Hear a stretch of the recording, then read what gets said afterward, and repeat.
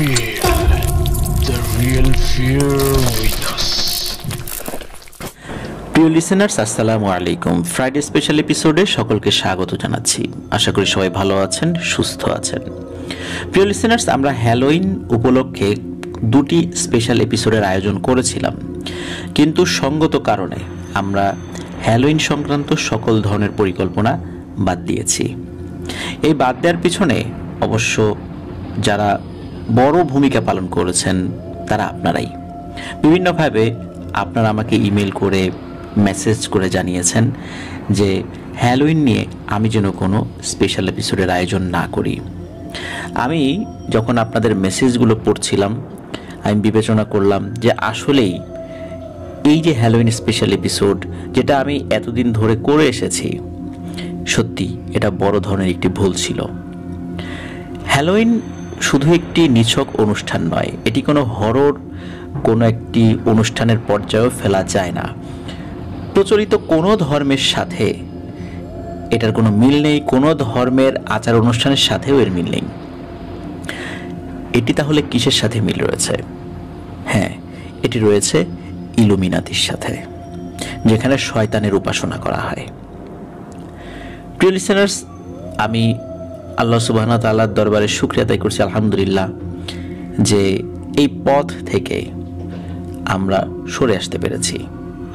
যারা হ্যালোইন নিয়ে কাজ করে যাচ্ছেন তাদেরকেও, আমার পরিচিত যারা আছে তাদেরকে আমি মেসেজ পৌঁছে দিয়েছি, যেটা ইলুমিনাতির একটি অংশ। আমাদের মাধ্যম দিয়ে এটি যদি প্রচারিত হতে থাকে, হাসরের মাঠে আল্লাহ সুবহানাহু ওয়া তাআলার দরবারে আমরা বিচারের মুখোমুখি অবশ্যই সেটা ফেস করব। এই কারণে আমাদের যখনই মেসেজটা পরিষ্কার হয়ে যাবে তখন এই পথ থেকে ফেরত আসতে হবে। মূলত এইসব চিন্তাভাবনা থেকেই হ্যালোইন নিয়ে আমাদের সকল পরিকল্পনা বাদ দেওয়া হয়েছে, আলহামদুলিল্লাহ। এবং ইনশাল্লাহ ভবিষ্যতেও আমরা হ্যালোইন নিয়ে কোনো ধরনের কোনো পরিকল্পনা রাখবো না, অন্তত আমাদের চ্যানেলে রাখবো না। প্রিয় লিসেনার্স, আল্লাহ আমাদেরকে হেফাজত করুক। আমাদের যেই জেনারেশনটা তৈরি হচ্ছে তাদের কাছে এই হ্যালোইনের মেসেজটা কিন্তু আমরা মনের অজান্তেই পৌঁছে দিচ্ছি। আমরা মনের অজান্তেই ইলুমিনাতির চর্চা করছি, যেটা হয়তোবা উচিত নয়। যখন আমাদের কাছে মেসেজ পরিষ্কার হয়ে যাবে তখন এটা নিয়ে আর কোনো ধরনের কোনো কাজ করা আমাদের জন্য উচিত হবে না। মূলত এই চিন্তাভাবনা থেকেই আমরা এই পদক্ষেপ নিয়েছি। আর হ্যালোইন নিয়ে যেহেতু আমাদের পরিকল্পনা ছিল, আমরা গত হ্যালোইনেও কিন্তু স্পেশাল এপিসোডের আয়োজন করেছিলাম। এই হ্যালোইনেও পরিকল্পনা ছিল যে এখানে বেশ কয়েকটি গুরুত্বপূর্ণ ঘটনা আপনাদের সামনে উপস্থাপন করব। যেহেতু পরিকল্পনা বাদ দেওয়া হয়েছে, কিন্তু ঘটনা তো রয়ে গেছে। এই ঘটনা আমরা ফ্রাইডে স্পেশাল এপিসোডে আজকে নিয়ে আসছি, এবং আগামীকাল শনিবার আরও একটি স্পেশাল এপিসোড হবে, যেখানে সৌমিত্র রয়ের ঘটনা থাকবে। আজকে চট্টগ্রামের আগ্রাবাদ জুবাইর ইসলাম ভাই রয়েছেন, তার পাঠানো ঘটনা আমরা আপনাদের সামনে উপস্থাপন করব, সুফিয়ান হুজুরের ঘটনা। ঘটনাটির শিরোনাম ইতোমধ্যে আপনারা অবগত হয়েছেন। পুরো ঘটনাটা শুনবেন, একটি দীর্ঘ ঘটনা। আশা করছি সকলের কাছে ভালো লাগবে। চলুন শুরু করি ঘটনা যিনি পাঠিয়েছেন জুবাইর ইসলাম ভাই, উনি ঠিক যেভাবে পাঠিয়েছেন আমি সেভাবেই এই ঘটনাটি আপনাদের সামনে উপস্থাপন করার চেষ্টা করব ইনশাআল্লাহ। ঘটনাটি সুফিয়ান ভাইয়ের ভাষায় জুবাইর ইসলাম ভাই উপস্থাপন করেছেন, আমি সেভাবেই বলছেন সুফিয়ান ভাই। 2005 সালের শুরুর দিকের ঘটনা। আল্লাহ তাআলার অশেষ দয়ায় আমি প্যারানরমাল বিষয়গুলোর উপরে বেশ অভিজ্ঞ হয়ে উঠেছিলাম। মোটামুটি ভালো নাম করতে পেরেছি, আলহামদুলিল্লাহ। সব মিলিয়ে আমার দিন ভালোই কাটছিল। মাদ্রাসার শিক্ষক হিসেবে চাকরি পেয়েছি, মসজিদের মুয়াজ্জিন থেকে ইমামতির দায়িত্ব পেয়ে গেছি। বলতে গেলে সবকিছুই ভালো যাচ্ছিল। কিন্তু এর মাঝেও আমার মন থেকে আমার বড় মামা মরহুম সুলাইমান শেখের মৃত্যু রহস্য কখনো মুছে যায়নি। তিনি কোথায় গিয়েছিলেন, কোন বিপদের সম্মুখীন হয়েছিলেন, মারা যাওয়ার আগে তার মুখে শোনা সেই নাম ভেলাদ গাফরিয়ান, ঘাড়ের পিছনে দেখা সেই ত্রিভুজাকৃতি চিহ্ন, সবকিছু আমার মনে ছিল। আমি যখনই বড় দাদাকে ভেলাদ গাফরিয়ান নিয়ে কিছু জিজ্ঞেস করেছি, তখন উনি বলেছেন সময় হলে জানতে পারবে, আর যখন জানবে তখন আর পেছনে ফিরে আসা যাবে না। আমিও সেই সময়ের অপেক্ষায় ছিলাম। অবশেষে সেই সময় আসলো এবং আমার জীবনের খুব কঠিন একটি সময় শুরু হলো। জানুয়ারি মাসের প্রথম দিকের ঘটনা। প্রচণ্ড শীত থাকে তখন গ্রাম এলাকায়, যার কারণে আমি তাহাজ্জুদের সালাত মাঝে মাঝে ঘরেই আদায় করে ফেলতাম। এমনই একদিন সালাত আদায় করতে উঠে কলের দিকে যাচ্ছি অজু করার জন্য। হঠাৎ মনে হলো আমার বাড়ির সীমানার বাইরের দিকে একটি কালো অবয়ব দাঁড়িয়ে আছে। আমি ভেবেছিলাম আমার চাচাতো ভাইদের কেউ হয়তো সালাত আদায় করতে মসজিদে যাচ্ছেন, তাই কে যায় এই বলে হাঁক দিলাম। আমার হাঁক শুনে সেই কালো অবয়বটি আমার চোখের সামনেই অদৃশ্য হয়ে যায়। তখন বুঝতে পারি খারাপ বা ভালো কোনো জিন হয়তো চলাচল করছিল এই পথে। নিশ্চিত নই এটা ভালো না খারাপ। আমি আর কিছু চিন্তা না করে অজু করে ঘরে চলে যাই। তাহাজ্জুদের সালাত আদায় করে কিছুক্ষণ জিকির করে আস্তে আস্তে ফজরের জামাত ধরার জন্য মসজিদের পথ ধরি। সেদিন বিকেল বেলার ঘটনা। আমি মাদ্রাসা থেকে বাসায় এসে দেখি আমার বড় মামাতো ভাই দুজন লোক নিয়ে আমার বাড়িতে এসেছেন এবং আমার জন্যই অপেক্ষা করছিলেন। দুজনের মধ্যে একজন মধ্যবয়স্ক ভদ্রলোক আর একজন যুবক। আমি ভেতরে গিয়ে একটু ফ্রেশ হয়ে তাদের সামনে আসি এবং আমার মামাতো ভাইকে তাদের পরিচয় জিজ্ঞেস করি। তখন আমার মামাতো ভাই বলেন ওনারা অনেক দূর থেকে এসেছেন। উনি রফিক সাহেব, আব্বার বন্ধু মানুষ এবং পেশায় একজন ফল ব্যবসায়ী, আর ইনি তার বড় ছেলে আরমান, তিনিও একজন ব্যবসায়ী। আব্বা ওনাদের ওইদিকে যখন কাজে যেতেন তখন মাঝে মাঝে ওনাদের বাড়িতেই থাকতেন। এই 2-1 দিন ওনাদের বাড়িতে থাকতেন, আর ওই বাড়িতে থাকার পরে আব্বা অন্য কোথাও চলে যেতেন। ওনারা কুষ্টিয়া থাকেন। গত কয়েক মাস ধরে ওনার ছোট ছেলের সাথে নাকি খারাপ কিছু হচ্ছে। অনেক ডাক্তার কবিরাজ দেখানোর পরেও কোনো কাজ হচ্ছে না, তাই অনেক কষ্ট করে আব্বার খোঁজে এসেছেন। ওনারা জানেন না যে আব্বা অনেক আগেই মারা গেছেন। জানতে পেরে মন খারাপ করে চলে যাচ্ছিলেন দেখে তোর কাছে নিয়ে আসলাম, দেখ কিছু করতে পারিস কিনা। আমি সেই মুরব্বী ভদ্রলোক রফিক মামাকে জিজ্ঞেস করলাম, মামা আপনার কি সমস্যা? উনি বললেন, বাবা সমস্যাটা যে কি সেটা তুমি না দেখলে বুঝবা না। তুমি যদি একটু কষ্ট করে আমার সাথে যেতে খুব ভালো হতো। তোমার মামা সোলাইমান বেঁচে থাকলে আমি একটু ভরসা পেতাম। এখন কি করব বুঝতে পারছি না। আমি বললাম, মামা আপনি আগে আমাকে বলেন যে কি হয়েছে। আমি না শুনলে তো বুঝতেই পারবো না যে এটা কেমন সমস্যা, আর আমার করণীয়ই বা কি হবে। আমার তো আগে জানতে হবে, তারপর আমি ভেবে দেখব যাওয়া যায় কি না। আপনি আমাকে যা বলবেন একটু গুছিয়ে নেন, আমি আপনাদের জন্য একটু খাবার নিয়ে আসি। এই বলে মেহমানদারি করার জন্য আমি ঘরের ভেতরে গেলাম। ভেতরে বসেই শুনতে পেলাম আরমান ভাই আমার মামাতো ভাইকে জিজ্ঞেস করছেন, ওনার বয়স তো বেশি না, উনি কি পারবে নাকি শুধু টাকা খেয়ে বসে থাকবে? তখন আমার মামাতো ভাই একটু রেগে উত্তর দিলেন, আমার ভাই এসব কাজ করতে কোনো টাকা পয়সা নেন না, শুধু তার পকেট থেকে যেটা খরচ হয় সেটাই শুধু নেন। তার বাবা তাকে ধমক দিয়ে থামিয়ে দিয়ে আমার মামাতো ভাইকে বলেন, বাবা কিছু মনে করো না, গত কয়েক মাসে আমরা অনেক টাকা খরচ করেছি কিন্তু কোনোই ফল হয়নি, বরং অবস্থা দিন দিন ভয়ানক খারাপ হচ্ছে। এসব কথা চলতে চলতে আমি তাদের জন্য কিছু খই, মুড়ি আর গুড় এনে দেই। আমি রফিক মামাকে বলি, মামা আপনি খেতে খেতে বলা শুরু করেন, কিছুই কিন্তু বাদ দিবেন না, সব কিছু বিস্তারিতভাবে বলার চেষ্টা করেন। আর আরমান ভাই খেয়াল করবেন মামা কিছু বলতে ভুলে যাচ্ছেন কিনা, গেলে আপনি একটু ধরিয়ে দেবেন। এরপর রফিক মামা বলা শুরু করলো। বলছেন রফিক মামা, আমার পরিবারে আমি, আমার স্ত্রী, আমার 2 ছেলে, এই নিয়ে আমাদের সংসার। আমার বড় ছেলের ছোটবেলা থেকে লেখাপড়ার প্রতি টান কম থাকায় তাকে অল্প বয়স থেকে আমি ব্যবসা শেখানো শুরু করি। কিন্তু আহাদ মানে আমার ছোট ছেলেটার মেধা খুবই ভালো এবং পড়ার খুব আগ্রহ থাকায় তাকে ঠিক মতো লেখাপড়া করাই। এবং আল্লাহর অশেষ রহমত আলহামদুলিল্লাহ সে নিজ যোগ্যতা প্রমাণ করে জাহাঙ্গীরনগর বিশ্ববিদ্যালয়ের রসায়ন বিভাগে ভর্তি হয় এবং বর্তমানে 3য় বর্ষের সে একজন ছাত্র। সে তার বিশ্ববিদ্যালয়ের হলেই থাকতো। গত বছর মার্চ মাসে একদিন হঠাৎ তার রুমমেট আমাকে ফোন করে জানায় যে আহাদ বেশ কিছুদিন ধরে অসুস্থ। আমি বা তার ভাই কেউ যেন একটু দেখে আসি। আহাদ মানা করায় সে এতদিন জানাতে পারেনি, কিন্তু আজকে হঠাৎ অবস্থা খারাপ হওয়ায় সে তাড়াতাড়ি ফোন করেছে। আমি দেরি না করে আরমানকে নিয়ে তাড়াতাড়ি ঢাকার উদ্দেশ্যে রওনা দেই। গিয়ে দেখি আমার ছেলেটা শুকিয়ে কাঠ হয়ে গেছে, তার চোখের নিচে কালি পড়ে গেছে, বিছানা আর তার শরীর আলাদা করা যাচ্ছে না, এমন একটা অবস্থা। আরমান আমাদের দেখে খুশি হয়, আবার কষ্টও পায়। আমার বড় ছেলে তার ভাইয়ের এমন অবস্থা দেখে বলে, ভাই তোর লেখাপড়া করা লাগবে না, অনেক হয়েছে, বাড়ি চল আগে, সুস্থ হয় তারপর আসবি। ভাইয়ের কথা শুনে আরমান না করে নাই, সে আমাদের সাথে যেতে রাজি হয়ে যায়। সেদিনই আমরা অল্প কিছুক্ষণ পরে রওনা দিয়ে ওকে নিয়ে বাড়িতে চলে আসি। বাড়িতে এসে ওকে কুষ্টিয়া সদরের বেশ কিছু ভালো ডাক্তার দেখাই, কিন্তু অনেক পরীক্ষা নিরীক্ষার পরেও কোনো রোগ ধরা পড়ল না।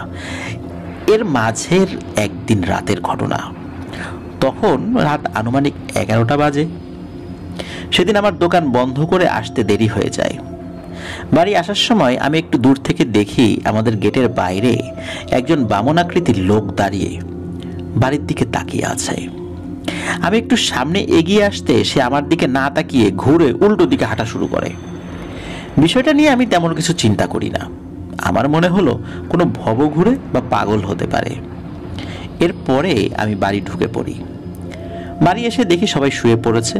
আমি কাউকে না ডেকে অজু করে আমার ড্রয়িং রুমে এশার সালাত আদায় করতে দাঁড়াই। রুমের লাইট তখন বন্ধ ছিল। সালাত আদায়ের সময় আমার মনে হলো আমার পিছনে কেউ দাঁড়িয়ে আছে। যতক্ষণ আমি সালাত আদায় করছিলাম আমার ততক্ষণই মনে হলো পেছনে কেউ আছে। সালাম ফেরানোর পরে পেছনে তাকিয়ে দেখি না, কেউ তো নেই। যাই হোক, মনের ভুল ভেবে আমি উঠে খানাপিনা শেষ করে ঘুমাতে যাই। সেদিন রাতেই আহাদের চিৎকারে আমাদের বাড়ির সকলের ঘুম ভাঙল। দৌড়ে ছেলের ঘরে গিয়ে আমি আর তার মা দেখি সে মশারির ভেতর বসে চিৎকার করছে আর এদিক সেদিক কি যেন দেখার চেষ্টা করছে। ওর মা তাড়াতাড়ি কাছে গিয়ে ওকে শান্ত করার চেষ্টা করে। এর মাঝে ওর বড় ভাই আরমানও চলে আসে।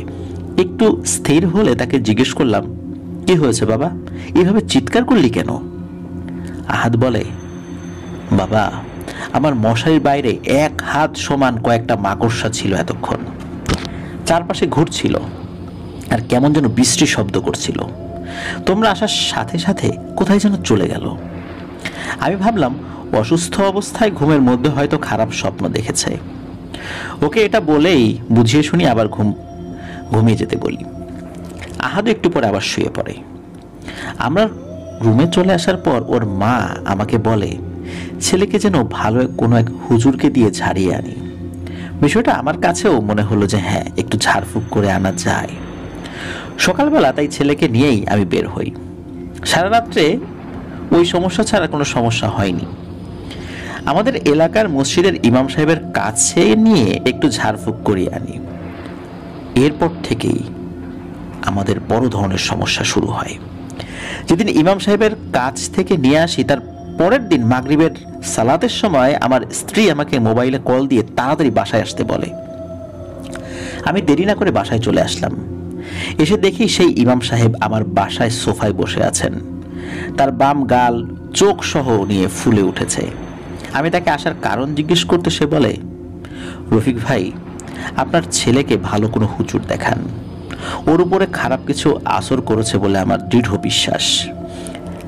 কারণ কাল আপনারা চলে আসার পর আমি কাজকর্ম শেষ করে জোহরের নামাজ পড়ে খাওয়া দাওয়া করে একটু বিশ্রাম নিচ্ছিলাম শুয়ে, তখন আমি স্বপ্নের মতো কিছু একটা দেখি। আমি দেখি একটা জলার মতো জায়গায় কিনারে একটি গাছের নিচে দাঁড়িয়ে আছি। একটা বামনাকৃতির মানুষ সেই গাছের সবচেয়ে নিচু ডালে পা পেঁচিয়ে উল্টো অবস্থায় ঠিক আমার মুখের সামনে, তার মুখ এই অবস্থায় তাকিয়ে বিশ্রীভাবে হাসছে। তার চেহারা এমন কুৎসিত যা বর্ণনা করা যাবে না। আমি আপনাকে কোনোভাবেই সেটা বোঝাতে পারবো না কি ভয়ানক চেহারা ছিল সেটার। ভয়ে আমার ঘুম ভেঙে যায়। আমি উঠে দোয়া দরুদ পড়তে থাকি। এরপর সারাদিন কর্মব্যস্ততাই কেটে যায়। রাত্রে এশার সালাত পড়ে যখন বাসায় আসি তখন আমার বাড়ি থেকে অল্প কিছু দূরে একটা জাম গাছ আছে, সেদিক দিয়ে আসছিলাম। হঠাৎ গাছের নিচ দিয়ে আসার সময় আমার পেছন থেকে ফিসফিস করে কেউ বলে ওঠে, আর না। এটা শুনে আমি পেছনে ফিরতে কেউ একজন সজোরে আমার গালে চড় দেয়। আমি এত ব্যথা পাই যে ওই জায়গায় বসে পড়ি গাল ধরে।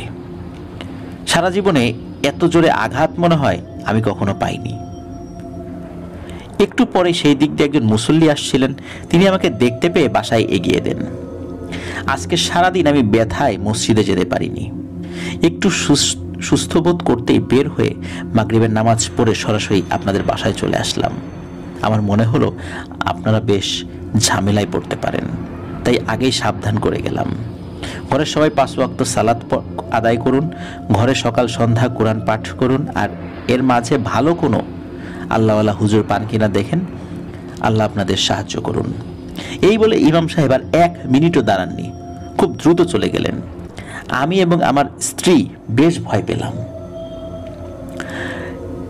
এর মাঝে আহাদের রুম থেকে মনে হলো সে আমাকে ডাকছে। আমি হেঁটে তার রুমের কাছাকাছি যেতে হতভম্ব হয়ে দাঁড়িয়ে যাই। এর মাঝে আমার স্ত্রীও আমার পেছনে এসে দাঁড়ায় এবং ছেলের রুমের দিকে তাকিয়ে ভয়ে চিৎকার দিয়ে ওঠে আমার স্ত্রী। আমরা দুজনই দেখি ছেলে তার রুমে প্রবেশের যে পথ তার ওইখানে দরজার উপরে পা দিয়ে নিজেকে আটকে উল্টো হয়ে ঝুলে রয়েছে।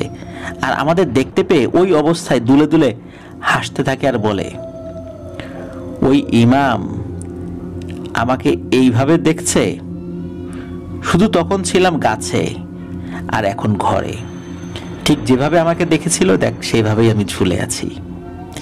এই কথা বলে আবার হাসে। আমি সাহস করে আয়াতুল কুরসি পড়তে পড়তে আস্তে আস্তে সামনে যেতে থাকি। একটু কাছে গিয়ে তার গায়ে হাত দিতেই সে সোজা হয়ে লাফিয়ে নিচে নেমে আসে। আমার দিকে না তাকিয়ে তার খাটের কাছে গিয়ে উপরের দিকে তাকিয়ে অদ্ভুত ভাষায় কি যেন বলছে। আমি সাহস করে আবার তার কাছে গিয়ে আয়াতুল কুরসি পড়ে মাথায় ফু দিতেই সে খুব জোরে চিৎকার দিয়ে খাটের উপর বসে কান্না করে দেয়। হঠাৎ আমার দিকে তাকিয়ে সে আমাকে জড়িয়ে ধরে কান্নারত অবস্থায় বলে, বাবা আমাকে বাঁচাও বাবা, ও আমাকে মেরে ফেলবে বাবা, ও আমাকে মেরে ফেলবে। ছেলের মা দরজায় দাঁড়িয়ে কাঁদতে থাকে। বাপ হয়ে আমি তো নরম হয়ে যেতে পারি না, তাই না? আমি ছেলেকে বুকে জড়িয়ে ধরে বলি, ইনশাল্লাহ কিছু হবে না বাবা, আমরা আছি তো তোর সাথে, আল্লাহ সুবহানাহু ওয়া তাআলা আছেন আমাদের সাথে, কিচ্ছু হবে না, আল্লাহ আমাদের অবশ্যই সাহায্য করবেন। এই বলে আমি ছেলেকে সান্ত্বনা দিতে থাকি। কিন্তু বিশ্বাস করো ওই সময় আমার বুকটা ফেটে যাচ্ছিল। ছেলের মা এসে ছেলেকে শান্ত করতে থাকে। আমি আরমানকে ফোন দিয়ে তাড়াতাড়ি বাসায় আসতে বলি। আরমান আধা ঘন্টা পরেই চলে আসে। আমি ওকে সব কিছু বলি যা যা হয়েছে এতক্ষণ, আর বলি খুব তাড়াতাড়ি ভালো কোনো একজন হুজুরের জন্য সন্ধান করে। এরপর আমি আহাদকে বলি, বাবা যাও ওযু করে আসো, আমরা 3 বাপ বেটা একসাথে এশার সালাত আদায় করব। ওযু করে এসে 2 ছেলেকে নিয়ে আমি ড্রয়িং রুমে জামাত ধরি, কিন্তু প্রথম রাকাতে সূরা ফাতিহা শেষ করতে পারি নাই। আলহামদুলিল্লাহি রাব্বিল আলামিন এতটুকু তেলাওয়াত করতেই আহাদ মারাত্মক চিৎকার করতে করতে মাটিতে শুয়ে পড়ে আর শরীর বাঁকিয়ে ফেলে, হাত মুছড়ে ফেলে, পা দুটো মাটিতে আছড়াতে থাকে। আমি আর আরমান সালাত ভেঙে তাকে ধরার চেষ্টা করি। আরমান সূরা কালাম পড়তে থাকে আর অনবরত ওকে ফু দিতে থাকে। আমি আহাদের মাথার কাছে ছিলাম। হঠাৎ সে 2 হাতে আমার গলা পেঁচিয়ে ধরে, আমার মাথা টেনে তার মুখের সামনে এনে ভয়ঙ্কর কণ্ঠে বলে ওঠে, আর একবার আমাকে তোর খোদার সামনে দাঁড় করালে এই ছেলের ভেতরে যা যা আছে সব খেয়ে একদম শেষ করে ফেলবো, আর তোর পরিবারের কেউ যেন তোর খোদার নাম ডাকতে না পারে সেটা কিন্তু নিশ্চিত করব। এরপরে আহাদ আমার দিকে আর আরমানের দিকে তাকিয়ে খুব খারাপ ভাষায় গালিগালাজ করতে থাকে। আর একটু পর পর আকাশের দিকে তাকিয়ে কি ভাষায় কিছু একটা যেন বলতে থাকে। শুনে মনে হয় কাউকে কোনো কিছুর জন্য বিচার দিচ্ছে। আরমান আর আমি দুজনেই তখন দোয়া কালাম পড়তে থাকি। ওর মাও ততক্ষণে ছেলের কাছে এসে সূরা কালাম পড়তে থাকে। একটু পরে আস্তে আস্তে ছেলের শরীর সোজা হয়ে আসে, আর হঠাৎ সে সোজা হয়ে লাফ দিয়ে উঠে বসে আমার বুকে মাথা দিয়ে কান্না শুরু করে। আমরা বুঝতে পারি এতক্ষণ কিছু একটার উপর ভর করেছিল, যা এখন চলে গেছে। এরপর আমরা আহাদকে তার ঘরে নিয়ে বিছানায় শুইয়ে দেই। অল্প কিছুক্ষণের মধ্যে সে ঘুমিয়ে যায়। আমি আরমানকে পাঠাই আরেকজন হুজুরের খোঁজে, যিনি শহর থেকে একটু ভেতরে গ্রামের দিকে থাকেন। উনি আমাদের এলাকার বেশ প্রবীণ একজন হুজুর। রাত আনুমানিক 10টায় আরমান ওনাকে নিয়ে বাড়িতে আসেন। উনি এসে বসে আমার কাছ থেকে কি কি হয়েছে সবকিছু শুনলেন। এরপর তিনি আহাদের রুমে আরমানকে সাথে নিয়ে প্রবেশ করেন। আমি আর আমার স্ত্রী হুজুরের কথা মতো রুমের বাইরে দাঁড়িয়ে দেখছিলাম। আহাদ তখন গভীর ঘুমে রয়েছে। হুজুর রুমে ঢুকে প্রথমে সূরা কালাম পড়তে পড়তে সারা রুমের চারদিকে দেখলেন। এরপর তিনি আস্তে করে আহাদের খাটে তার পাশে গিয়ে বসেন। হুজুর বসার সাথে সাথেই আহাদ ঘুম থেকে উঠে বসে, সরাসরি হুজুরের চোখের দিকে রাগান্বিত চোখে তাকায় আর বলে ওঠে, তোরা মনে হয় কেউ চাস না এই ছেলেটা আরো কয়েকদিন বাঁচুক। আমার মনে হয় তোদের মাথায় আমার কথা ঢুকছে না, এখন ঢুকবে। এই বলেই আহাদ আমাদের সবার সামনে খাটের উপরে উঠে দাঁড়িয়ে তার জামা খুলে ফেলে এবং নিজের হাতের নখ দিয়ে নিজের শরীর আঁচড়াতে থাকে। এত জোরে আঁচড় দিচ্ছিল যে কিছু কিছু জায়গায় কেটে রক্ত বের হয়ে যাচ্ছিল। হুজুর এমন আকস্মিক ঘটনায় হতভম্ব হয়ে যান। আরমান দৌড়ে গিয়ে তার ভাইকে টেনে বিছানায় ফেলে দেয় এবং 2 হাত চেপে ধরে যাতে সে আঁচড় কাটতে না পারে। আমিও এগিয়ে আরমানকে সাহায্য করি। এর মাঝে হুজুর পকেট থেকে ওনার তসবিহ বের করে আহাদের মাথায় চেপে ধরে খুব দ্রুত কোরআন থেকে কিছু আয়াত পাঠ করতে থাকেন। এমন সময় রুমের বাইরে দাঁড়িয়ে থাকা আমার স্ত্রী হঠাৎ চিৎকার দিয়ে অজ্ঞান হয়ে যায়। প্রায় সাথে সাথে সারা ঘরে আবর্জনা পোড়ালে যেমন গন্ধ হয় ঠিক তেমন গন্ধে ভরে যায়। আমি দৌড়ে আবার স্ত্রীর কাছে যাই, তাকে পাজাকোলা করে তুলে আমার রুমে নিয়ে বিছানায় শুইয়ে দেই। তারপর দেরি না করে আরমানকে আর হুজুরকে খেয়াল রাখতে বলে আমি ডাক্তারের খোঁজে বের হই। বেশ রাত হয়ে যায়, কিছু না পেয়ে চলে আসি। ঘরে এসে দেখি আমার স্ত্রী খাটের উপরে বসে আছে। তার পাশে হুজুর বসে সূরা কালাম পড়ছেন। একটু পরে হুজুর পড়া শেষ করে উঠে আমার দিকে তাকিয়ে বললেন, আপনার স্ত্রীকে নিয়ে ভয় পাবেন না, ওনার কিছু হয়নি, উনি ভয়ে অজ্ঞান হয়ে গিয়েছিলেন। এরপরে হুজুর আমার স্ত্রীর দিকে তাকিয়ে জিজ্ঞেস করলেন, বোন আপনি কি দেখেছেন? তখন আমার স্ত্রী বলে, হুজুর আপনি তসবিহ মাথায় চেপে ধরে যখন সূরা পড়ছিলেন তখন আমি স্পষ্ট দেখতে পেলাম হঠাৎ খাটের নিচ থেকে আচমকা একটা বামন আকৃতির কালো লোমশ, গায়ে কোনো জামা কাপড় নেই, এমন কিছু একটা 4 হাত পা ছড়িয়ে হামাগুড়ি দিয়ে আমার দিকে ছুটে আসছে, অনেকটা মাকড়সার মতো দেখতে। এটা দেখেই আমি চিৎকার দিয়ে ভয়ে জ্ঞান হারিয়ে ফেলি। আমার স্ত্রীর কথা শুনে হুজুর একটু চিন্তিত হয়ে পড়েন। উনি আমার রুম থেকে বের হয়ে এসে ড্রয়িং রুমে গিয়ে বসেন এবং আমাকে ডেকে বলেন, ভাই আপনার ছোট ছেলের সাথে খুবই খারাপ কিছু আছে বলে মনে হচ্ছে, কিন্তু সেটা কি আমি বুঝতে পারছি না। কেনই বা আপনার ছেলের কাছে আসলো তাও বুঝতে পারছি না। আপনার বা ছেলেদের কি কোনো শত্রু আছে যারা আপনার পরিবারে কুফরি কালাম করতে পারে বলে আপনি মনে করেন? আমি কিছুক্ষণ চিন্তা করে বললাম, না ভাই, আমাদের পরিবারে উপরে এত বড় হারাম কাজ করবে এমন তো কেউ আমার চোখে পড়ছে না বা আমার স্মরণেও আসছে না। হুজুর আমার কথা শুনে একটু ভেবে নিয়ে বললেন, আচ্ছা থাক, এখন আর আমার তেমন কিছুই করার নেই। আমি সামনের শুক্রবার বাদ জুম্মা আপনার বাড়িতে আবার আসবো ইনশাল্লাহ। তখন চেষ্টা করে দেখি এই খারাপ জিনিসের সাথে কথা বলতে পারি কিনা। ততদিন আহাদের দিকে খেয়াল রাখবেন যাতে সে নিজের কোনো ক্ষতি না করে ফেলে। নামাজ বাদ দেবেন না কিন্তু ঘরে। বাইরে যখন আজান দেবে তখন নিজেরাও বাড়ির উঠোনে গিয়ে আজান দেবেন। এই কাজগুলো করতে থাকেন, আমি ইনশাল্লাহ শুক্রবার চলে আসব। এই বলে হুজুর বিদায় নিয়ে চলে যান। আমি ওনাকে বিদায় দিয়ে আহাদের রুমে গিয়ে দেখি সে আবার ঘুমিয়ে পড়েছে আর আরমান তার পাশে বসে আছে। এর পরের 2 দিন বাসার সবাই হুজুরের কথা মতো সব পালন করি। আজানের সময় আমি অথবা আরমান কেউ একজন আজান দেই। এর মাঝে আমি বাড়িতে খবর পাঠিয়ে আমার বড় ভাই ও ছোট ভাইকে তাড়াতাড়ি আমাদের বাসায় আসতে বলি। আমার ছোট ভাই মুন্সিগঞ্জ একটি মাদ্রাসায় চাকরি করে এবং বেশ ভালো নামডাক আছে তার এলাকায়। তারা ব্যাপারগুলো শুনে আর দেরি করেনি। বৃহস্পতিবার রাতের মধ্যে আমার বড় ভাই, আমার শ্যালক এবং আমার ছোট ভাই এসে উপস্থিত হয়।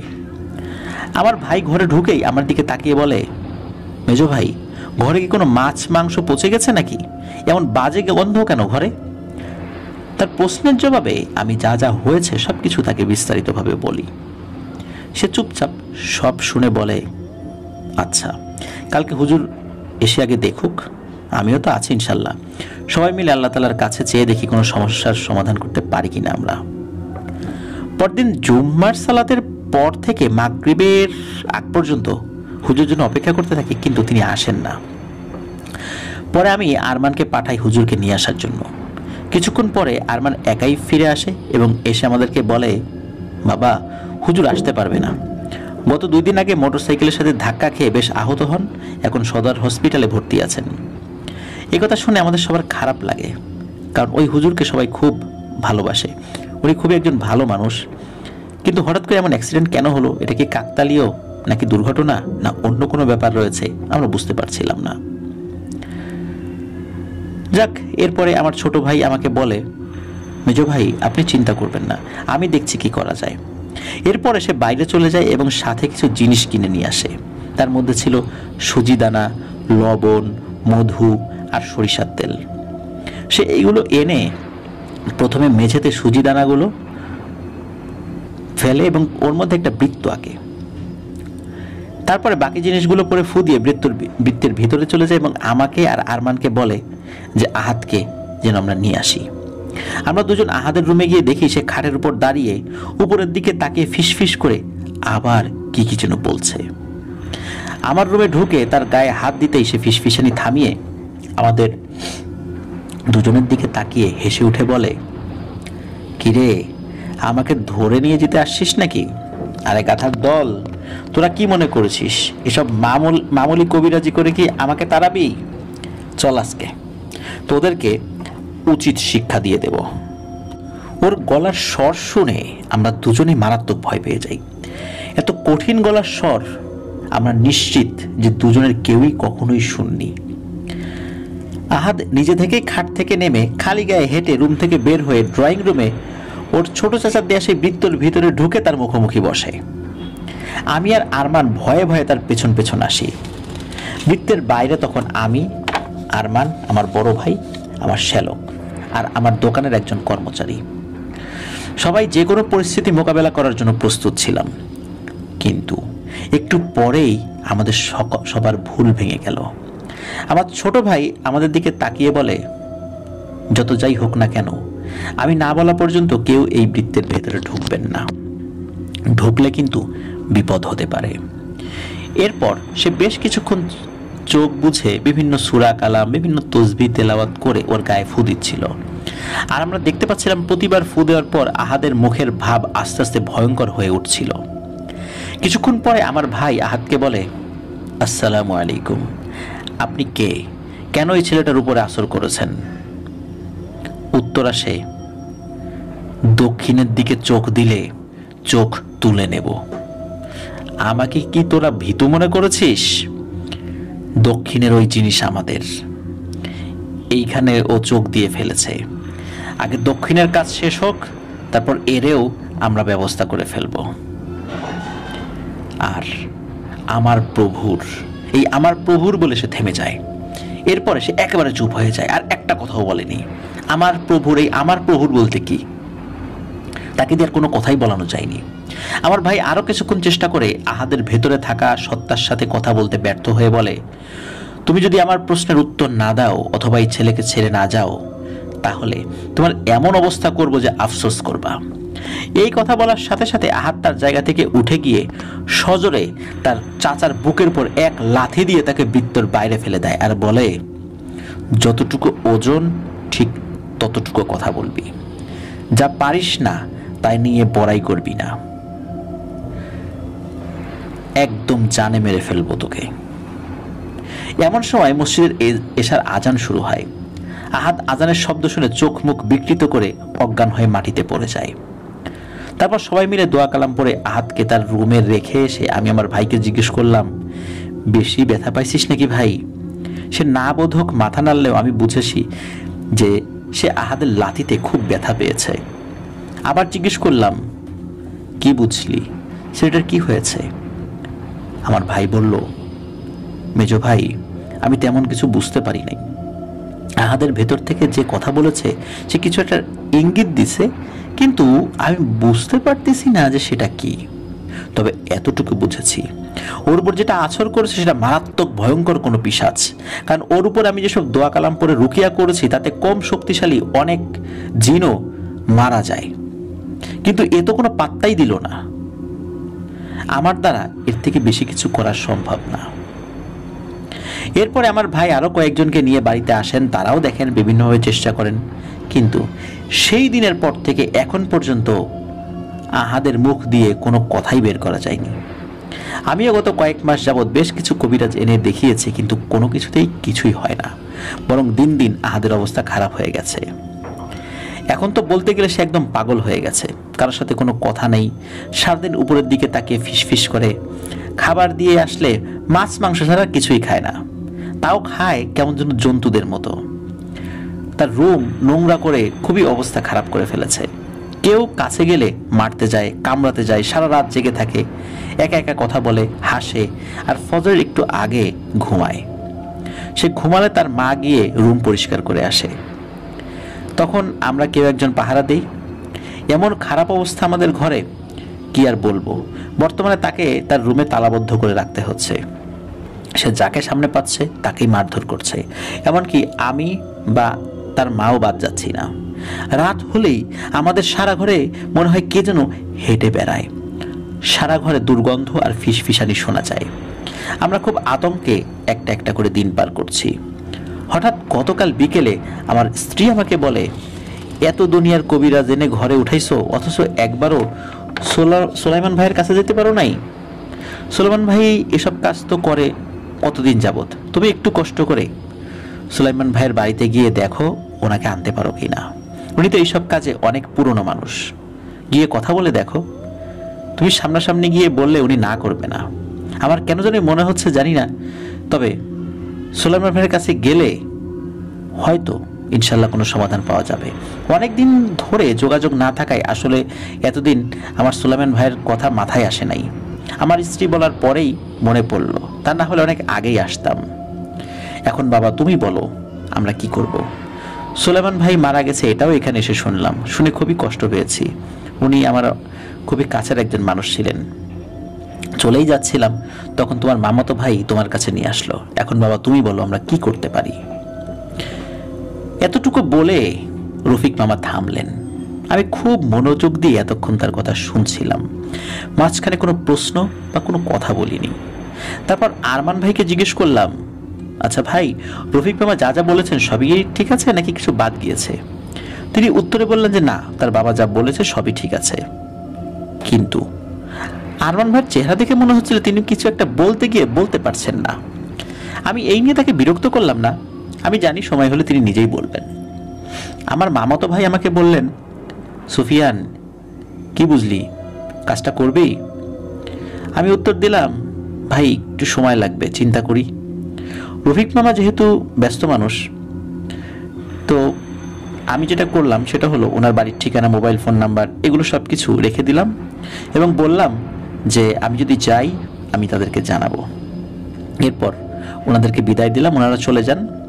আমার মামাতো ভাই তাদেরকে এগিয়ে দিয়ে আসেন। আমার আসলে একটু আলোচনা করার দরকার ছিল বিষয়টা নিয়ে। সেদিন মাগরিবের সালাতের পরে আমি বড় দাদার সাথে যোগাযোগের চেষ্টা করি। এশার সালাতের পর রেহমান, যিনি একজন দাদার অনুগত জিন, তিনি এসে জানালেন যে বড় দাদা মধ্যরাতে আসবেন আমার সাথে দেখা করতে। আমি রাতের খাওয়া দাওয়া শেষ করে আমার সালাতের ঘরে গিয়ে অপেক্ষা করতে শুরু করি তার জন্য। এর মাঝে কোরআন তেলাওয়াত করেছি, কিছুক্ষণ জিকির করেছি, রুকিয়া করার কিছু প্রয়োজনীয় আমল চর্চা করেছি। এভাবে সময় কাটাতে কাটাতে একসময় হালকা চোখ লেগে এসেছিল ঘুমে। কতক্ষণ ঘুমিয়েছি জানি না, হঠাৎ ঘুম ভেঙে দেখি বড় দাদা আমার নামাজের চৌকিতে বসে আছেন। এবং তসবিহ পড়ছিলেন। আমি উঠে বসে ওনাকে সালাম জানাই। উনি আমার দিকে তাকিয়ে একটু হেসে সালামের উত্তর জানালেন। তারপর জিজ্ঞেস করলেন, কি হয়েছে আবু সুফিয়ান, হঠাৎ দেখা করতে চাইলে কেন, কোনো সমস্যা? আমি এরপর ওনাকে রফিক মামার কাছ থেকে শোনা সব ঘটনা বিস্তারিতভাবে বলি। উনি মনোযোগ দিয়ে সব শুনলেন। আমি এটাও বললাম যে ওনার বড় ছেলেকে দেখে মনে হচ্ছিল যে কিছু বলতে চাচ্ছে, কিন্তু ভরসা পাচ্ছিল না, তা কিছু একটা মনে করে বলেনি। বড় দাদা সব শুনলেন চুপচাপ। এরপর আমাকে বললেন, তোমার সব কথাই বুঝলাম, কিন্তু রুকিয়ার সময় ওই জিনের বলা কথাটা বুঝলাম না। দক্ষিণের ওই জিনিস তাদের, এটার মানে কি?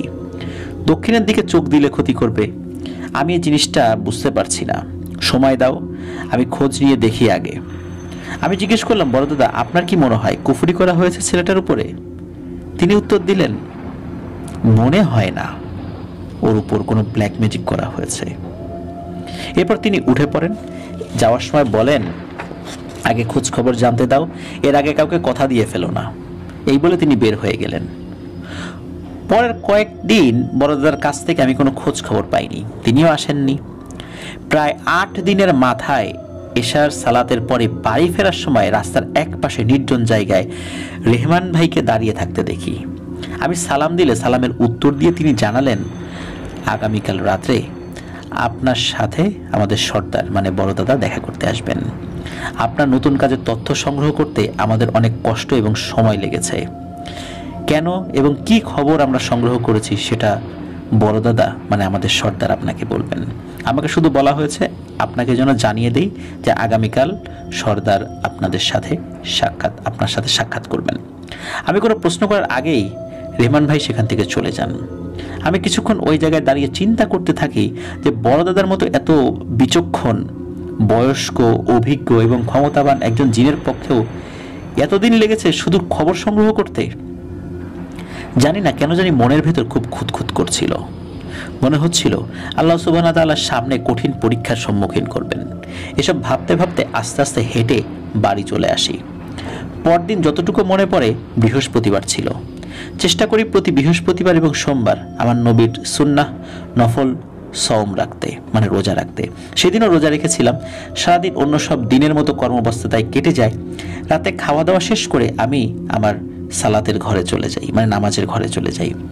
অপেক্ষা করতে থাকি বড় দাদার আগমনের। একসময় সারা ঘরে সুন্দর আতরের গন্ধ নিয়ে তিনি প্রবেশ করেন।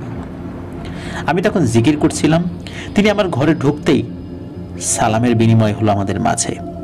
এরপর তিনি আমার পাশে বসলেন এবং বললেন, আবু সুফিয়ান, আমি চাই আল্লাহর নাম নিয়ে তুমি এই কাজটি হাতে নাও। এই কাজটি করা খুবই জরুরি। যদিও কাজটি করতে তোমার অনেক কষ্ট হতে পারে, তবে সারা জাহানের মালিক মহান আল্লাহ সুবহানাহু ওয়া তাআলার দয়ায় আমার বিশ্বাস তুমি এই কাজটি করতে পারবে। কয়েকটি পরিবার খুব খারাপ সময় এর মধ্যে দিয়ে যাচ্ছে এবং খারাপ এক শক্তির কুনজরে পড়তে যাচ্ছে। 2টি পরিবার ইতিমধ্যে আক্রান্ত হয়েছে। আমি বড় দাদার কথা কিছু বুঝতে পারছিলাম না। আমি ওনাকে বললাম, বড় দাদা আমাকে একটু ভেঙে বলুন, আমি আসলে বুঝতে পারছি না যে আপনি কি বোঝাতে চাইছেন। এরপর বড় দাদা আমাকে যা বললেন তার সারমর্ম হলো এই যে রফিক মামার পরিবারের কাউকে কোনো কুফরি কালামের দ্বারা কোনো ক্ষতি করা হয়নি। আসল সমস্যা ওনার ছেলের সাথেও হচ্ছে না। আসল সমস্যা হচ্ছে ফারজানা নামের এক মেয়ের সাথে, যে আহাদের সাথে একসাথে লেখাপড়া করে এবং একজন আরেকজনকে পছন্দ করে। খারাপ ধরনের কুফরি করা হয়েছে ওই ফারজানা নামের মেয়েটাকে। এটা এত শক্তিশালী জাদু যে ওই মেয়ে জাদুর প্রভাবে মারা যাবে না, কিন্তু সে আস্তে আস্তে মানসিক ভারসাম্য হারিয়ে ফেলবে এবং আমৃত্যু সে শক্তিশালী একদল পিশাচের কবলে জিম্মি হয়ে থাকবে। এই মেয়েকে যারাই ভালোবাসবে, এমনকি তার পরিবারের লোকজনও যারা তাকে আদর করবে, তার আত্মীয় স্বজন সবাই ওই পিশাচদের দ্বারা একজন একজন করে আক্রান্ত হবে এবং আস্তে আস্তে মৃত্যুর দিকে এগিয়ে যাবে। এই কুফরির পরিণাম হলো এই মেয়েকে যে ভালোবাসবে এমন কেউ পৃথিবীতে বেঁচে থাকবে না। তার সারা জীবন মানসিক ভারসাম্যহীন অবস্থায় একা একা কাটাতে হবে এবং একটা পর্যায়ে মারা যাবে। এই ধরনের জাদু অনেক প্রাচীন এক কালো জাদু। এই জাদু করতে অনেক খারাপ জিনিসের দরকার হয়েছে, যা আমি বলতে পারছি না বলে দুঃখিত। তবে এতটুকু বলতে পারি, আল্লাহ তাআলার এই দুনিয়াতে যত হারাম জিনিস মানুষ করতে পারে তার মধ্যে সবচাইতে নিকৃষ্ট জিনিসগুলো দিয়ে এই জাদু করা হয়। এবং যে তান্ত্রিক বা কবিরাজ এই ধরনের জাদু করেছে তারা এমন এক শয়তানের কাছ থেকে সেটা শিখেছে যে অনেক আগে থেকেই অভিশপ্ত। এই জাদুর প্রভাব শুরু হয়ে গেছে এবং এর প্রথম শিকার হয়েছে আহাদ। এসব কিছু জানার পরে আমি বড়দাদাকে জিজ্ঞেস করলাম, আপনি আমাকে এখন কি করতে বলেন? বড়দাদা বললেন, তুমি যত দ্রুত সম্ভব এই ছেলের রুকিয়া শুরু করো, কারণ তার উপরে পিশাচদের একজন খুব নির্যাতন করছে, আর বেশি দেরি করলে হয়তো তাকে বাঁচানো যাবে না। আগে এই ছেলেকে আল্লাহ তাআলার পবিত্র রহমতে সুস্থ করার চেষ্টা করো, এর পরের কাজ আমি তোমাকে ঠিক সময় জানাবো। তবে এতটুকু বলি, মহান রব্বুল আলামিন যদি তোমার প্রতি সহায় হন তাহলে তুমি এই পরিবারগুলোকে বিপদের হাত থেকে রক্ষা করার সাথে সাথে নিজের একটি কাজও শেষ করতে পারবে ইনশাআল্লাহ। এর বেশি কিছু এখন আর জিজ্ঞেস করো না, সময় হলে একে একে সবকিছুই তোমাকে জানানো হবে অথবা নিজেই জানতে পারবে। মনে অনেক প্রশ্ন থাকলেও আর কোনো প্রশ্নই করতে পারিনি তখন, কারণ আমি জানি এই বিষয়ে আর কোনো প্রশ্ন করলে বড়দাদা বিরক্ত হবেন। তাই প্রসঙ্গ পাল্টে রুকিয়া করার পদ্ধতি জেনে নিলাম। বড়দাদা চলে যাওয়ার আগে বললেন, সুফিয়ান, সামনে অনেক কঠিন কিছু সময় পার করতে হবে, মনে মনে প্রস্তুত হও। আর মনে রেখো, এই কাজে আমি এবং আমার সকল অনুসারীরা সকলে মিলে আল্লাহ সুবহানাহু ওয়া তাআলার রহমতে শেষ পর্যন্ত তোমার সাথে থাকবো ইনশাআল্লাহ। এই বলে বড়দাদা চলে গেলেন। আমি খুব চিন্তিত হয়ে পড়লাম, কারণ বড়দাদা স্পষ্টভাবে আমাকে জানাননি যে আমি কিসের বিরুদ্ধে লড়তে যাচ্ছি। এরপর আমি সালাত আদায় করার লক্ষ্যে মসজিদের উদ্দেশ্যে যাত্রা শুরু করি। বাড়ি থেকে বের হয়ে একটু মনে 10 কদম সামনে হয়তো বা গিয়েছি, যেতেই সালাম দিয়ে হামজা ভাই বড়দাদার অনুসারী একজন জিন, তিনি এসে আমার সামনে দাঁড়ান। আমি কিছু জিজ্ঞেস করার আগেই নিজেই বললেন, এখন থেকে আমাদের যে কোনো একজন সবসময় আপনার আশেপাশে থাকবে, এটা আমাদের হুজুরের আদেশ, এটা নিয়ে দয়া করে কেউ কোনো প্রশ্ন করবেন না। এবার আমি রেগে গেলাম এবং বললাম, আপনাদের কাউকে আমি কোনো প্রশ্নই করব না। বড়দাদাও কিছু জিজ্ঞেস করলে বলতে নিষেধ করলেন যে তাকে প্রশ্ন করা যাবে না, আপনিও বলছেন কোনো প্রশ্ন করেন না। আমি বুঝতেছি না যে আপনারা সবাই আমাকে এমন অন্ধকারে কেন রাখছেন। হামজা উত্তর দিলেন, সুফিয়ান, কিছু মনে করবেন না, আমি শুধু আদেশ পালন করছি। অনেক কিছু জানা সত্ত্বেও আপনাকে বলতে নিষেধ করেছেন আমাদের সর্দার, তাই বলতে পারছি না। আর আমরা আমাদের সর্দারের হুকুম পুঙ্খানুপুঙ্খভাবে অনুসরণ করি, তাতে আমাদের প্রাণ চলে গেলেও। আমি আর কথা না বাড়িয়ে অন্য প্রসঙ্গ ধরলাম। রুকিয়া বিষয়ে বেশ কিছু প্রশ্ন করে কিছু খুঁটিনাটি জেনে নিলাম। এরপর সালাত শেষে আস্তে আস্তে মামাবাড়ির দিকে পথ ধরলাম। মামাতো ভাইয়ের সাথে দেখা করে তাকে জানালাম। তিনি যেন রফিক মামাকে ফোন করে বলেন আমি ইনশাল্লাহ আজ তার বাড়ির উদ্দেশ্যে রওনা হব। এরপর আমি ঠিকানা নিয়ে নিজের বাড়ি চলে আসি এবং ভোর হতেই ব্যাগে প্রয়োজনীয় কিছু জিনিস নিয়ে বের হয়ে যাই। সারা সকাল অনেক ঝক্কি ঝামেলা পেরিয়ে বেলা 12:30 নাগাদ আমি রফিক মামাদের বাড়িতে পৌঁছলাম। আগেই ফোনে জানানো হয়েছে, তাই রফিক মামা বাড়িতেই ছিলেন।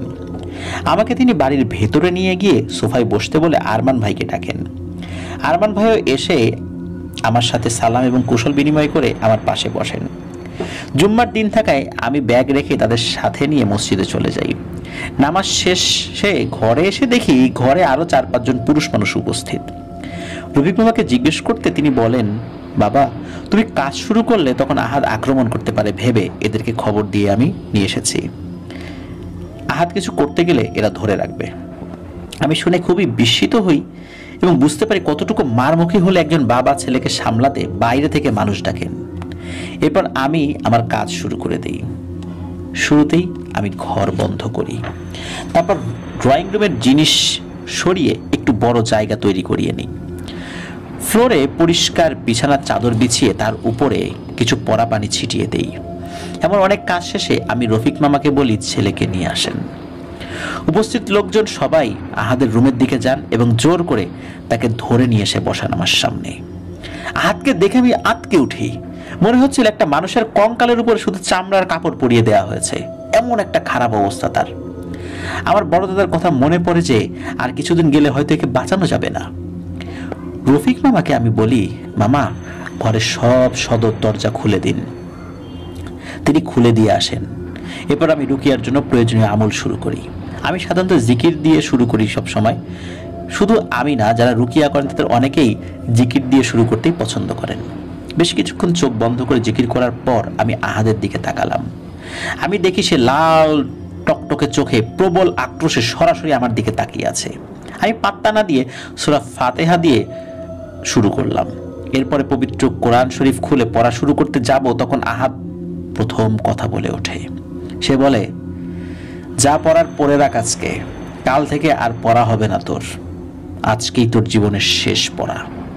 আমি তার কথার কোনো উত্তরই দেইনি, কারণ আমি জানি পবিত্র কোরআন পড়তে গেলে এই দুষ্টু জিনেরা এমন কিছু কথা বলে যাতে মনোযোগ নষ্ট হয়, এবং এই মনোযোগ নষ্ট হলে আত্মবিশ্বাসটাও নষ্ট হয়ে যায়, আর দোয়া পড়তে এবং রুকিয়া করতে অসুবিধা হয়।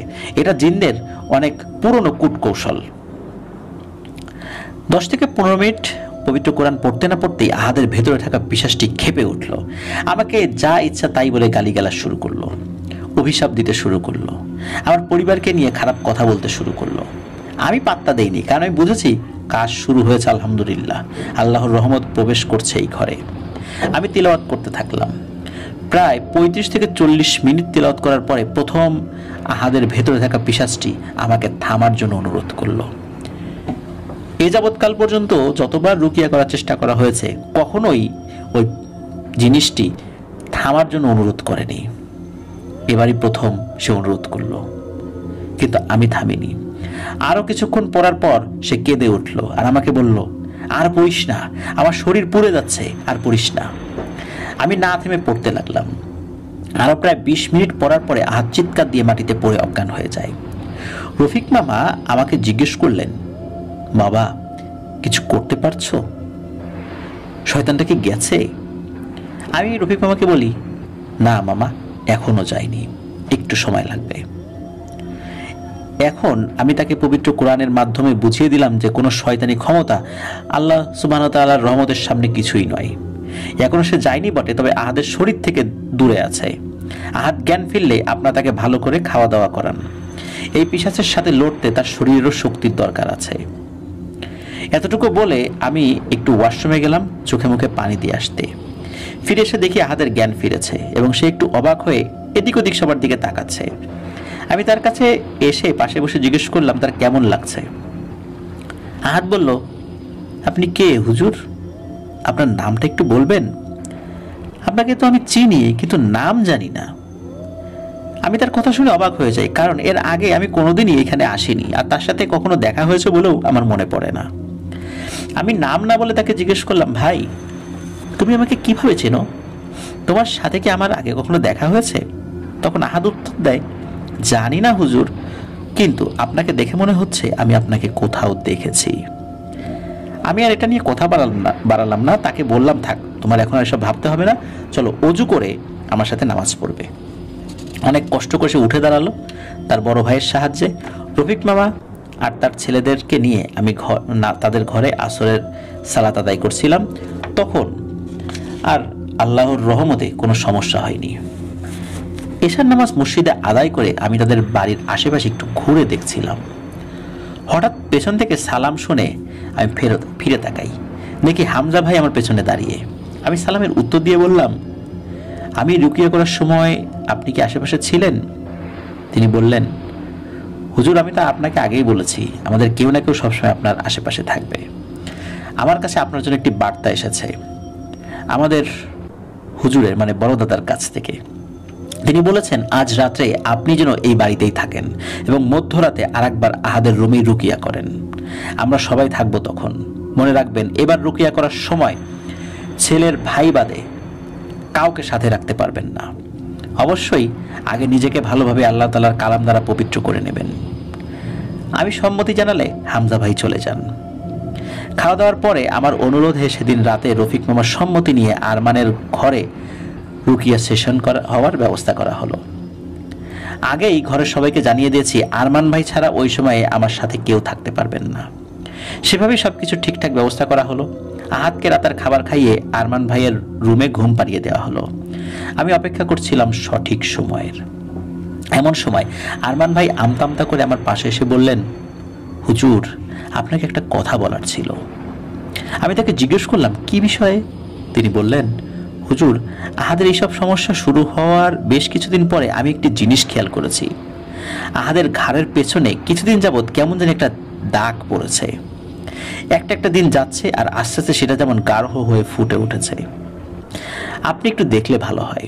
আপনার সাথে দেখা করতে গিয়েছিলাম যখন, তখন বলতাম, কিন্তু ভরসা পাইনি। আমি বললাম, আচ্ছা আমি দেখব, আপনি যান, অজু করে আসেন, আমাদের প্রায় সময় হয়ে যাচ্ছে।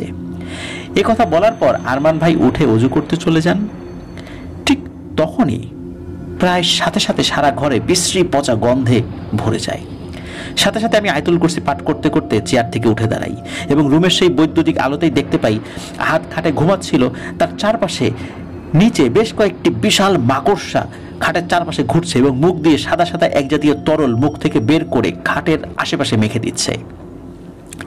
আমি এই দেখে একটু সামনে এগোতে যাব, এমন সময় আমার ঘাড়ের পেছন দিকে চেপে ধরে কেউ, যেন আমাকে প্রায় এক হাত শূন্যে তুলে ফেললো। আর কেমন জানি পেছন থেকে হিংস্র জানোয়ারের মতো আওয়াজ করছিল। হয়তো ওই অবস্থায় 10 থেকে 15 সেকেন্ড ছিলাম।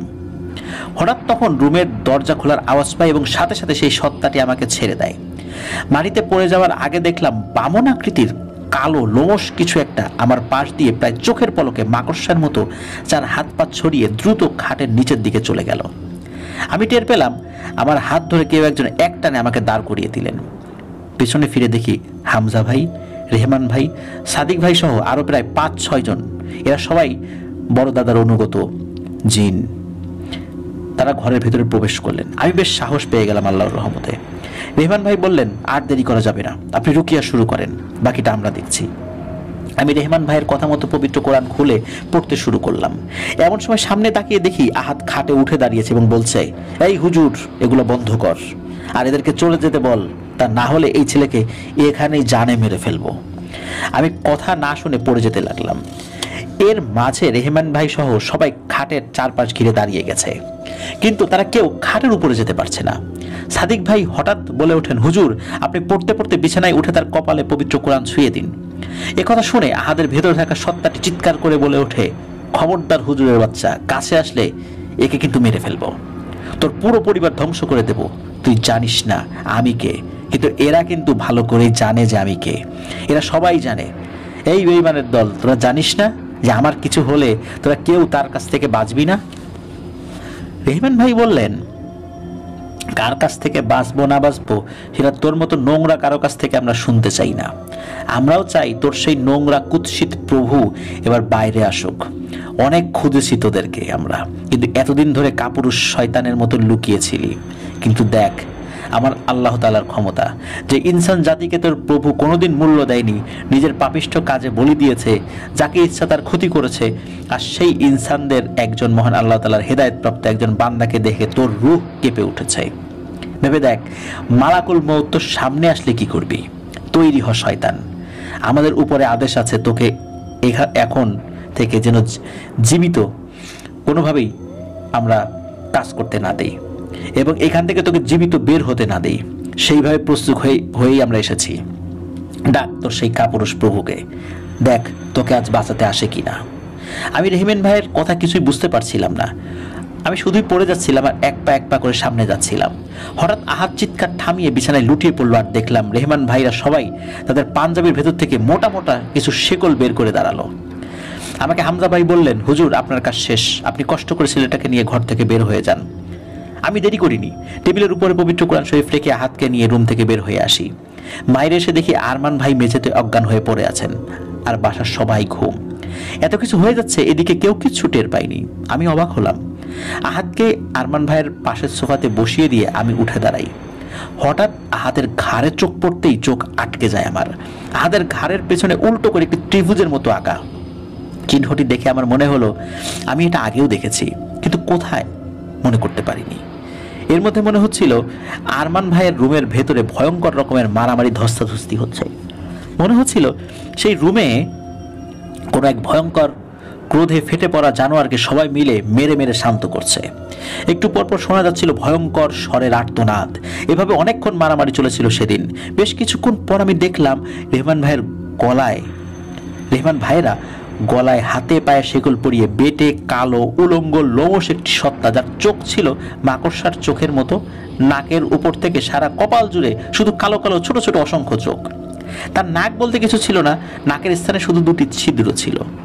কিন্তু ঠোঁটের দিকটা মানুষের মতো, যা তার চেহারাকে আরো আরো ভয়ঙ্কর করে তুলেছিল। এমন ভয়ানক আকৃতি সেই পিশাচকে টেনে হিচড়ে ঘর থেকে বের করছেন সবাই। আর সেই পিশাচটি চিৎকার করে অদ্ভুত এক ভাষায় উপরের দিকে তাকিয়ে কিছু বলছিল। আমি কিছুই বুঝতে পারছিলাম না। হঠাৎ তার চিৎকারের মধ্যে একটি নাম আমার কানে আটকে যায়, ভেলাত কাফরিয়ান। বিদ্যুতের চমকের মতো সাথে সাথে আমার মনে পড়ে যায় আহাদের ঘাড়ের পিছনে থাকা উল্টো ত্রিভুজাকৃতি সেই চিহ্ন আমি আমার বড় মামা মরহুম সুলাইমান শেখের ঘাড়ে দেখেছিলাম তার মৃত্যুর মাস 3 আগে। তার মুখেও শোনা গিয়েছিল এই নাম, ভেলাত কাফরিয়ান। আমি সাথে সাথে উঠে রেহমান ভাইদের পেছনে যেতে চাইলে হামজা ভাই পেছন ফিরে আমাকে বলেন, সুফিয়ান, আপনি এই বিষয়ে আমাদের হুজুরকে জিজ্ঞেস করে নেবেন। এখন আপনি এই পরিবারের বালা মুসিবত কেটে যাওয়ার জন্য কিছু আমল করে নিন, আমরা এই শয়তানকে হুজুরের কাছে নিয়ে যাচ্ছি। এই বলে ওরা সবাই বের হয়ে চলে যান। ওনারা যাওয়ার 5 মিনিটের মধ্যে ঘরের সবার ঘুম ভাঙে। আমি বুঝতে পারি ওনাদের হয়তো রেহমান ভাইয়েরা ঘুম পাড়িয়ে রেখেছিলেন। আর আরমান ভাইয়ের রুমে গিয়ে দেখি সারা ঘরে ছোট বড় বিভিন্ন সাইজের মাকড়সা মরে পড়ে আছে, আর সারা ঘরে এদিক সেদিক ছোপ ছোপ রক্ত। এইসব দেখে বাড়ির সবাই ভয় পেয়ে যান। আমি তাদেরকে জানাই, আল্লাহ তাআলা আপনাদের পরিবারের উপর রহমত করেছেন, ভয় নেই, বিপদ ইনশাল্লাহ কেটে গেছে। আহাদকে নিয়ে গোসল করান, এতিম মিসকিনদের ভালো খাবারের সহিত আরও কিছু উপঢৌকন দিয়ে দিয়েন আপনাদের সাধ্য অনুযায়ী। আপনাদের উপকার করতে গিয়ে যেই হুজুর বিপদে পড়েছেন তার চিকিৎসার ব্যবস্থা করুন, তাকে আর্থিকভাবে সাহায্য করুন, ইনশাল্লাহ আর কোনো সমস্যা হবে না। এরপরে আহাদ আলহামদুলিল্লাহ আল্লাহ তাআলার দয়াতে সুস্থ হয়ে উঠেছিল। রফিক মামার পরিবার আর কোনো সমস্যা হয়নি। কিন্তু আমার জীবনের কঠিন এক অধ্যায়ের সূচনা হয়েছিল এই ঘটনা থেকেই। আমি জানতে পারি বড় দাদার অধীনে পরবর্তীতে সেই পিশাচ জিনদের আইন অনুযায়ী বা পিশাচের যে জিনটাকে আটক করা হয়েছিল পিশাচকে, জিনদের আইন অনুযায়ী বিচার করে সব সর্দারদের সম্মতিতে তাকে মৃত্যুদণ্ড দেওয়া হয়েছিল। এরপরে আমি জড়িয়ে পড়ি ভেলাত কাফরিয়ান নামের এক ভয়ঙ্কর কাফের জিন সম্রাটের সাথে, যে নিজ জাতির কাছে সবচেয়ে ঘৃণিত এক প্রাচীন জিন। তার সাথে ভয়ানক এক সংঘর্ষের কারণে আমার জীবনের সবচেয়ে খারাপ কিছু সময় পার করতে হয়েছে, সেটি এখন আপনাদেরকে বলতে যাচ্ছি। রফিক মামার বাসার ঝামেলা শেষ করে আমার নিজ বাসায় চলে আসি। অপেক্ষা করতে থাকি কখন বড় দাদার সাথে দেখা হবে, কারণ অনেক প্রশ্ন আছে আমার মনে যার উত্তর জানা প্রয়োজন। প্রায় 3 সপ্তাহ পরে দেখা হয় বড় দাদার সাথে। উনি তাহাজ্জুদের সালাতের সময় আসেন। যতটুকু মনে পড়ে আমি তখন কোরআন শরীফ পাঠ করছিলাম। সুন্দর আতরের ঘ্রাণ পেয়ে আমি আয়াত শেষ করে পেছনে ঘুরে ওনাকে সালাম দিলাম। উনি সালামের উত্তর দিয়ে চুপ করে বসে রইলেন। আমি অপেক্ষা করছিলাম কখন উনি কিছু বলবেন। একটু পরে বড় দাদা আমাকে বললেন, তোমার মনে অনেক প্রশ্ন ঘুরছে আমি জানি, কিন্তু সব প্রশ্নের উত্তর দেয়া যাবে না আবু সুফিয়ান। যতটুকু তোমার জানা উচিত ঠিক তাই জানতে পারবে, এর বেশি না। আমি প্রশ্ন করলাম, বড় দাদা আমার কি জানার অধিকার নেই? তিনি বললেন, অধিকারের কথা না সুফিয়ান, বিষয়টি হচ্ছে গোপনীয়তা নিয়ে। এই মুহূর্তে আমি তোমাকে সব ভেঙে বলতে পারছি না, কারণ আমি জানতে পেরেছি যে শয়তানটার উপর তুমি রুকিয়া করে এসেছো সে কাফরিয়ানের খুব অনুগত এবং শক্তিশালী একজন অনুসারী। তাকে নিয়ে গিয়ে অনেক প্রশ্নের উত্তর আদায় করা হয়েছে। আহাদের কাজের মাধ্যমেও তুমিও আমাদের মতো কাফরিয়ানের সাথে এক যুদ্ধে নেমে পড়েছ। তাই তোমার খুব সাবধান থাকতে হবে। আমি জিজ্ঞেস করলাম, বড় দাদা আপনি কিছু করছেন না কেন এই বিষয়ে? বড় দাদা বললেন, তুমি হয়তো মনে করো জিনেরা অনেক কিছুর ক্ষমতা রাখে। আস্তাগফিরুল্লাহ, ভুলেও কোনোদিন এমন চিন্তা মাথায় আসতে দেবে না, এতে তোমার ঈমান দুর্বল হয়ে যাবে। মহান আল্লাহ রব্বুল আলামিন আমাদেরকে অল্প বিস্তার ফারাক করেছেন ইনসানদের কাছ থেকে, সেটা এমন বড় কিছু না। কিন্তু কিছু ইনসান আছে যারা জিনদেরকে সেই ফারাকটাকে অনেক বড় কিছু মনে করে, এবং নির্দিষ্ট কিছু শয়তান সেই মনে করার সুযোগ নিয়ে খারাপ হারাম কাজে লিপ্ত হয় এবং নির্দিষ্ট পাপিষ্ঠ বিপথে পরিচালিত কিছু মানুষের আনুগত্য গ্রহণ করে, নিজেদের শয়তানি কার্যক্রম দিনে দিনে বাড়াতে থাকে। এমনই এক শয়তানের নাম ভেলাত কাফরিয়ান, যে নামের সাথে তুমি ভিন্ন ভিন্ন দুটি সময় পরিচিত হয়েছ, যার সম্পর্কে জানতে তুমি অনেক দিন অপেক্ষা করেছো। হ্যাঁ, তোমার মামার মুখে শোনা সেই নাম এবং আহাদের সাথে থাকা পিশাচের মুখে শোনা সেই নাম একই জিনের। সে একজন কাফির, পথভ্রষ্ট, অত্যাচারী, ক্ষতিকারক এক জিন। শুধু ইনসান জাতির ক্ষতি করেছে এমন না, সে আমাদের জাতির অনেক মুসলিম জিনকে নির্মমভাবে হত্যা করেছে। খুবই ভয়ানক নিষ্ঠুরভাবে হত্যা করা হয়েছে অসংখ্য নিরপরাধ জিনকে। শুধু মুসলিম জিনকে হত্যা করে সে ক্ষান্ত হয়নি, অন্য ধর্মেরও বিভিন্ন জিনদেরকে সে নিষ্ঠুরভাবে নির্মমভাবে হত্যা করেছে। শুধু আমি না, আমার সাথে অনেক সর্দার এবং তার জাতির জিনেরা এই শয়তানকে অনেক দিন ধরে খুঁজে চলেছে। অবশেষে তোমার উসিলায় আমরা তার খোঁজ পেয়েছি, আলহামদুলিল্লাহ। আরও কিছু খোঁজ খবর লাগবে আমার, এরপরে আমি রব্বুল আলামিনের দয়ায় এর বিরুদ্ধে ব্যবস্থা নেব। তোমাকে আমি জানাবো কখন কিভাবে কি করতে হবে। ধৈর্য হারিয়ে ফেলো না, দয়া ভিক্ষা চাও মহান আল্লাহ রব্বুল আলামিনের কাছে, তিনি যেন আমাদের সকলকে তার রহমতের ছায়ায় ঢেকে দেন, আমিন। আজ আমি আসি, অপেক্ষায় থাকো। আমি যদি নাও আসতে পারি, আমার যদি কখনো মৃত্যু হয়ে যায়, আমার অনুগতদের কেউ এসে তোমাকে খবর জানিয়ে যাবে ইনশাল্লাহ। কারণ হায়াত মৌত সবকিছু আল্লাহ সুবহানাহু ওয়া তাআলার হাতে, কে কখন মারা যাবে জানি না। এতটুকু বলে বড় দাদা বিদায় নিয়ে সেদিনের মতো চলে গেলেন। আমি আগের মতোই অন্ধকারে পড়ে রইলাম, কারণ হালকা পরিচয় পেয়েছি সেই শয়তানের, এটা ঠিক, কিন্তু আমার করণীয় সম্পর্কে কোনো ধারণাই দেওয়া হয়নি আমাকে। এরপরে বেশ কিছুদিন কেটে যায়, আমি আমার নিত্যদিনের কাজকর্মে ব্যস্ত হয়ে যাই। এমনই এক হাটবারের দিন বাজার থেকে সদাই কিনে বাড়ি ফিরছিলাম। সময়টা মাগরিবের পরে, কিন্তু এশার একটু আগে। বৃষ্টিবাদলার দিন ছিল সেদিন, রাস্তায় কাদায় মাখামাখি। এর মাঝেই হেঁটে হেঁটে বাড়ি ফিরছিলাম। হঠাৎ বাড়ির কাছাকাছি এসে আমার মন কেমন যেন একটু সতর্ক করে দিল আমাকে। আমি আয়াতুল কুরসি পড়তে শুরু করলাম, আশেপাশে সতর্ক নজর রেখে এগোচ্ছিলাম। আরেকটু এগোতেই আমার বাড়ির সীমানার বাইরে একটি জামরুল গাছের পেছনে চোখ পড়তে আমি দাঁড়িয়ে যাই। আনুমানিক 8 থেকে 9 ফুট উচ্চতার একটি কালো আলখেল্লা পরিহিত অবয়ব গাছের পেছনে আড়াল নিয়ে দাঁড়িয়ে আছে। আমি যেখানে ছিলাম সেখান থেকে তার উদ্দেশ্যে সালাম দিলাম, কিন্তু সেই অবয়বটি সালামের উত্তর না দিয়ে আমার দিকে একটি পুটলি জাতীয় কিছু ছুঁড়ে মারে। আমি একটু পিছিয়ে এসে তার উদ্দেশ্যে বলি, কে পাঠিয়েছে আপনাকে? এর মধ্যে কি আছে? সে উত্তর দিল, তোর জন্য উপহার পাঠিয়েছে, সামনে আরো পাবি। এটা বলে অবয়বটি গাছের সম্পূর্ণ আড়াল নিয়ে কোথায় যেন চলে গেল চোখের পলকে। আমি সেই জিনিসটি হাতে স্পর্শ না করে সেটা রেখে দ্রুত বাড়িতে গিয়ে বাজারের ব্যাগ রেখে একটা বস্তা নিয়ে ফিরে আসি।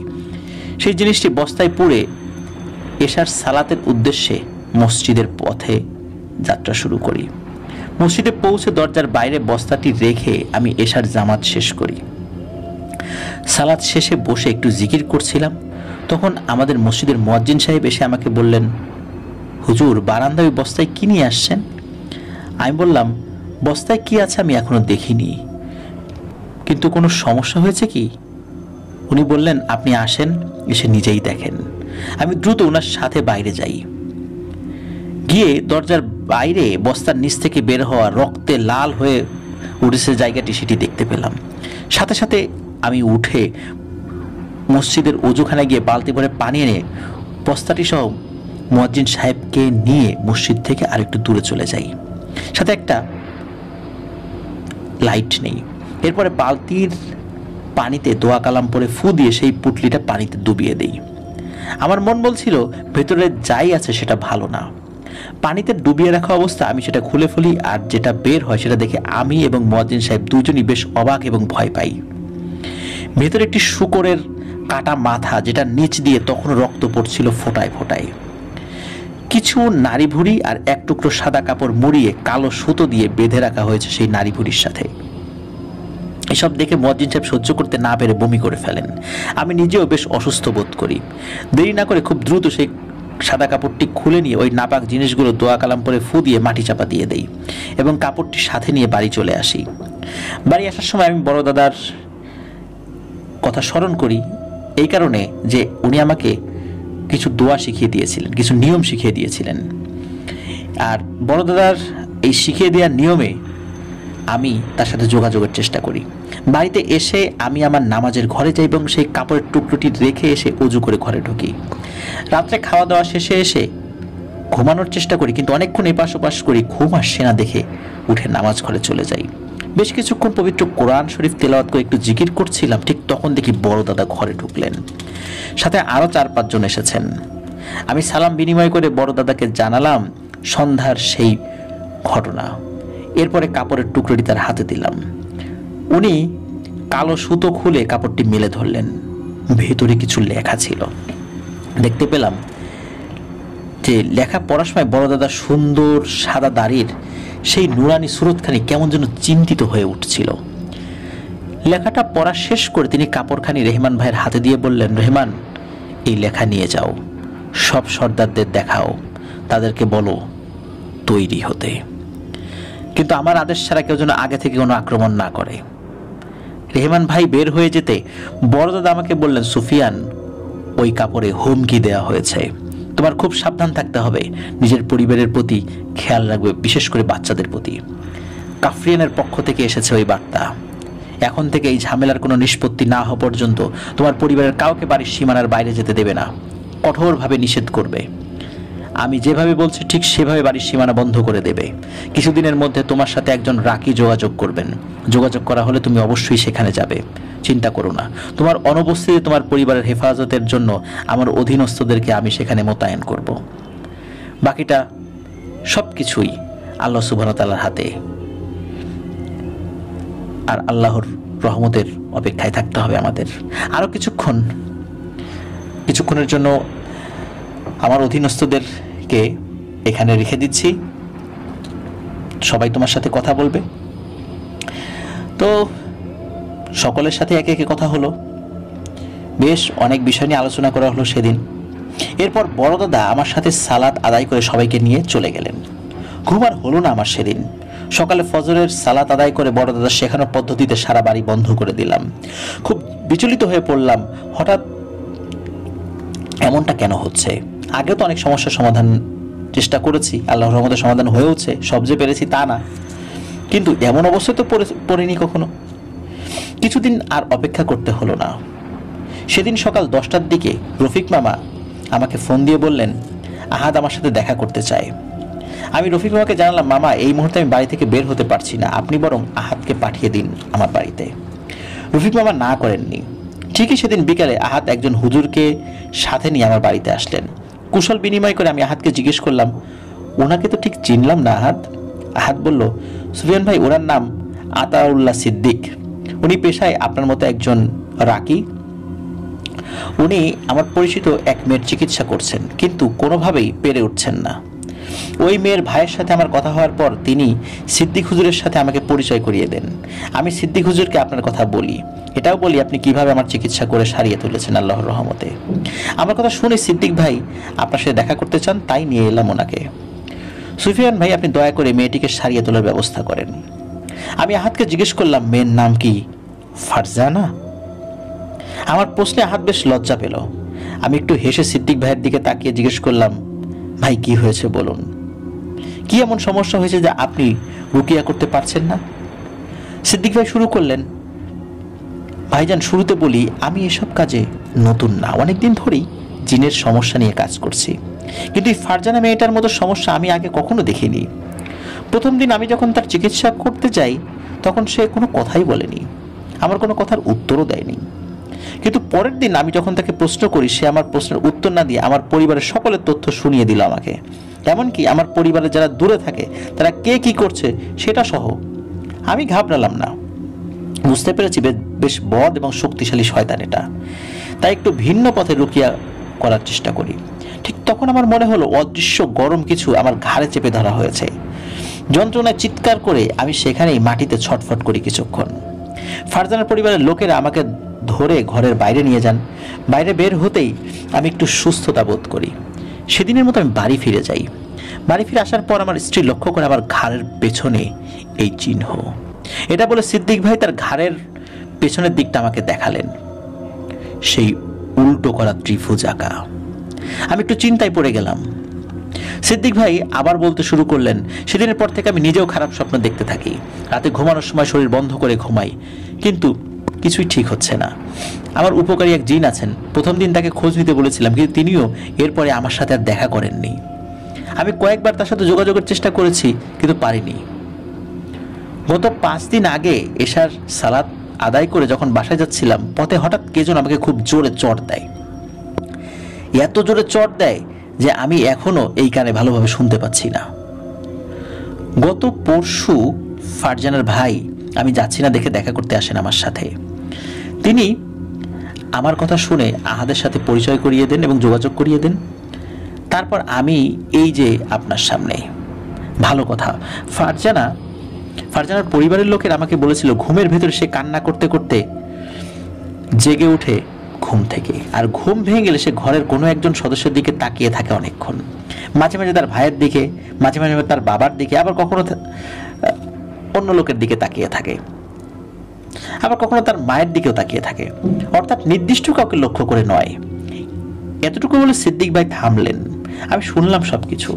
মাথার ভেতর সব ঘোলাটে লাগছিল। মনে হচ্ছিল এতটুকু তথ্য যথেষ্ট নয়। আমি সিদ্দিক ভাইকে বললাম, ভাই আপনারা দুজন আজকে আমার বাড়িতেই থাকেন, আমি কালকে ইনশাল্লাহ আপনাদের দেখি কিছু জানাতে পারি কিনা। সিদ্দিক ভাই এবং আহাদ ভাই ছিলেন সেদিন, তবে আমার বাড়িতে না। সিদ্দিক ভাইয়ের এক আত্মীয় থাকেন পাশের গ্রামে, তার বাড়িতেই ওনারা দুজন ছিলেন। এদিকে আমি আসরের নামাজের পর থেকেই বড়দাদের সাথে যোগাযোগের চেষ্টা করি। রাত আনুমানিক 10টার দিকে মসজিদ বন্ধ করে বের হব, এমন সময় রেহমান ভাই আসলেন। মসজিদে তখন কেউ ছিলেন না। রেহমান ভাই আমাকে বললেন, সুফিয়ান ভাই, সর্দার আজকে আসতে পারবেন না, তিনি বেশ ব্যস্ত, অন্যান্য সর্দারদের সাথে বৈঠক করছেন খুবই জরুরি একটা বিষয়ে। যা বলার আমাকে বলুন, আমি জানিয়ে দেব। এরপর আমি সিদ্দিক ভাইয়ের বলা সবকিছু জানাই রেহমান ভাইকে, আর আমার করণীয় কি সেই বিষয়ে বড়দাদার কাছ থেকে কোনো উপদেশ দেয়া হয় কিনা সেই বিষয়ে জানাতে বলি। রেহমান ভাই সব শুনে চলে গেলেন। খবর নিয়ে তিনি এলেন শেষ রাতে, ফজরের একটু আগে। আমি মসজিদের দিকে যাচ্ছিলাম, তখন রেহমান ভাইকে দেখলাম মসজিদের পাশে দাঁড়িয়ে আছেন। সালাম বিনিময় শেষে তিনি বললেন, সুফিয়ান ভাই, হুজুর আপনাকে সেই মেয়ের বাড়িতে যেতে বলেছেন, তারপর রুকিয়া করে জানার চেষ্টা করবেন যে তার উপর আসর করা শয়তানের নাম। বিষয়টি কিন্তু মোটেও সহজ হবে না, তাই প্রয়োজন হলে এই পানি ব্যবহার করবেন। এটি জমজম কূপের পানি, এবং এই পানি হুজুর একজন আলেম ইনসান বন্ধু পড়ে দিয়েছেন।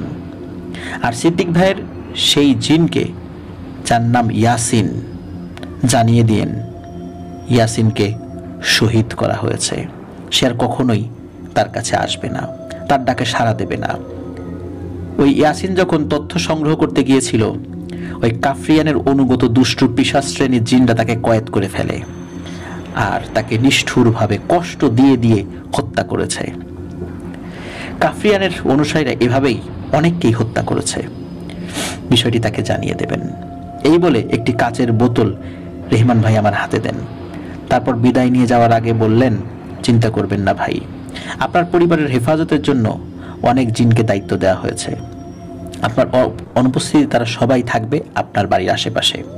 আপনি সাবধানে যাবেন, আর মনে রাখবেন আপনি একা নন। মহান আল্লাহ সুবহানাহু ওয়া তাআলার দয়ায় আমরা সবাই আপনার সাথে আছি, ইনশাআল্লাহ থাকবো শেষ পর্যন্ত, শেষ নিঃশ্বাস পর্যন্ত।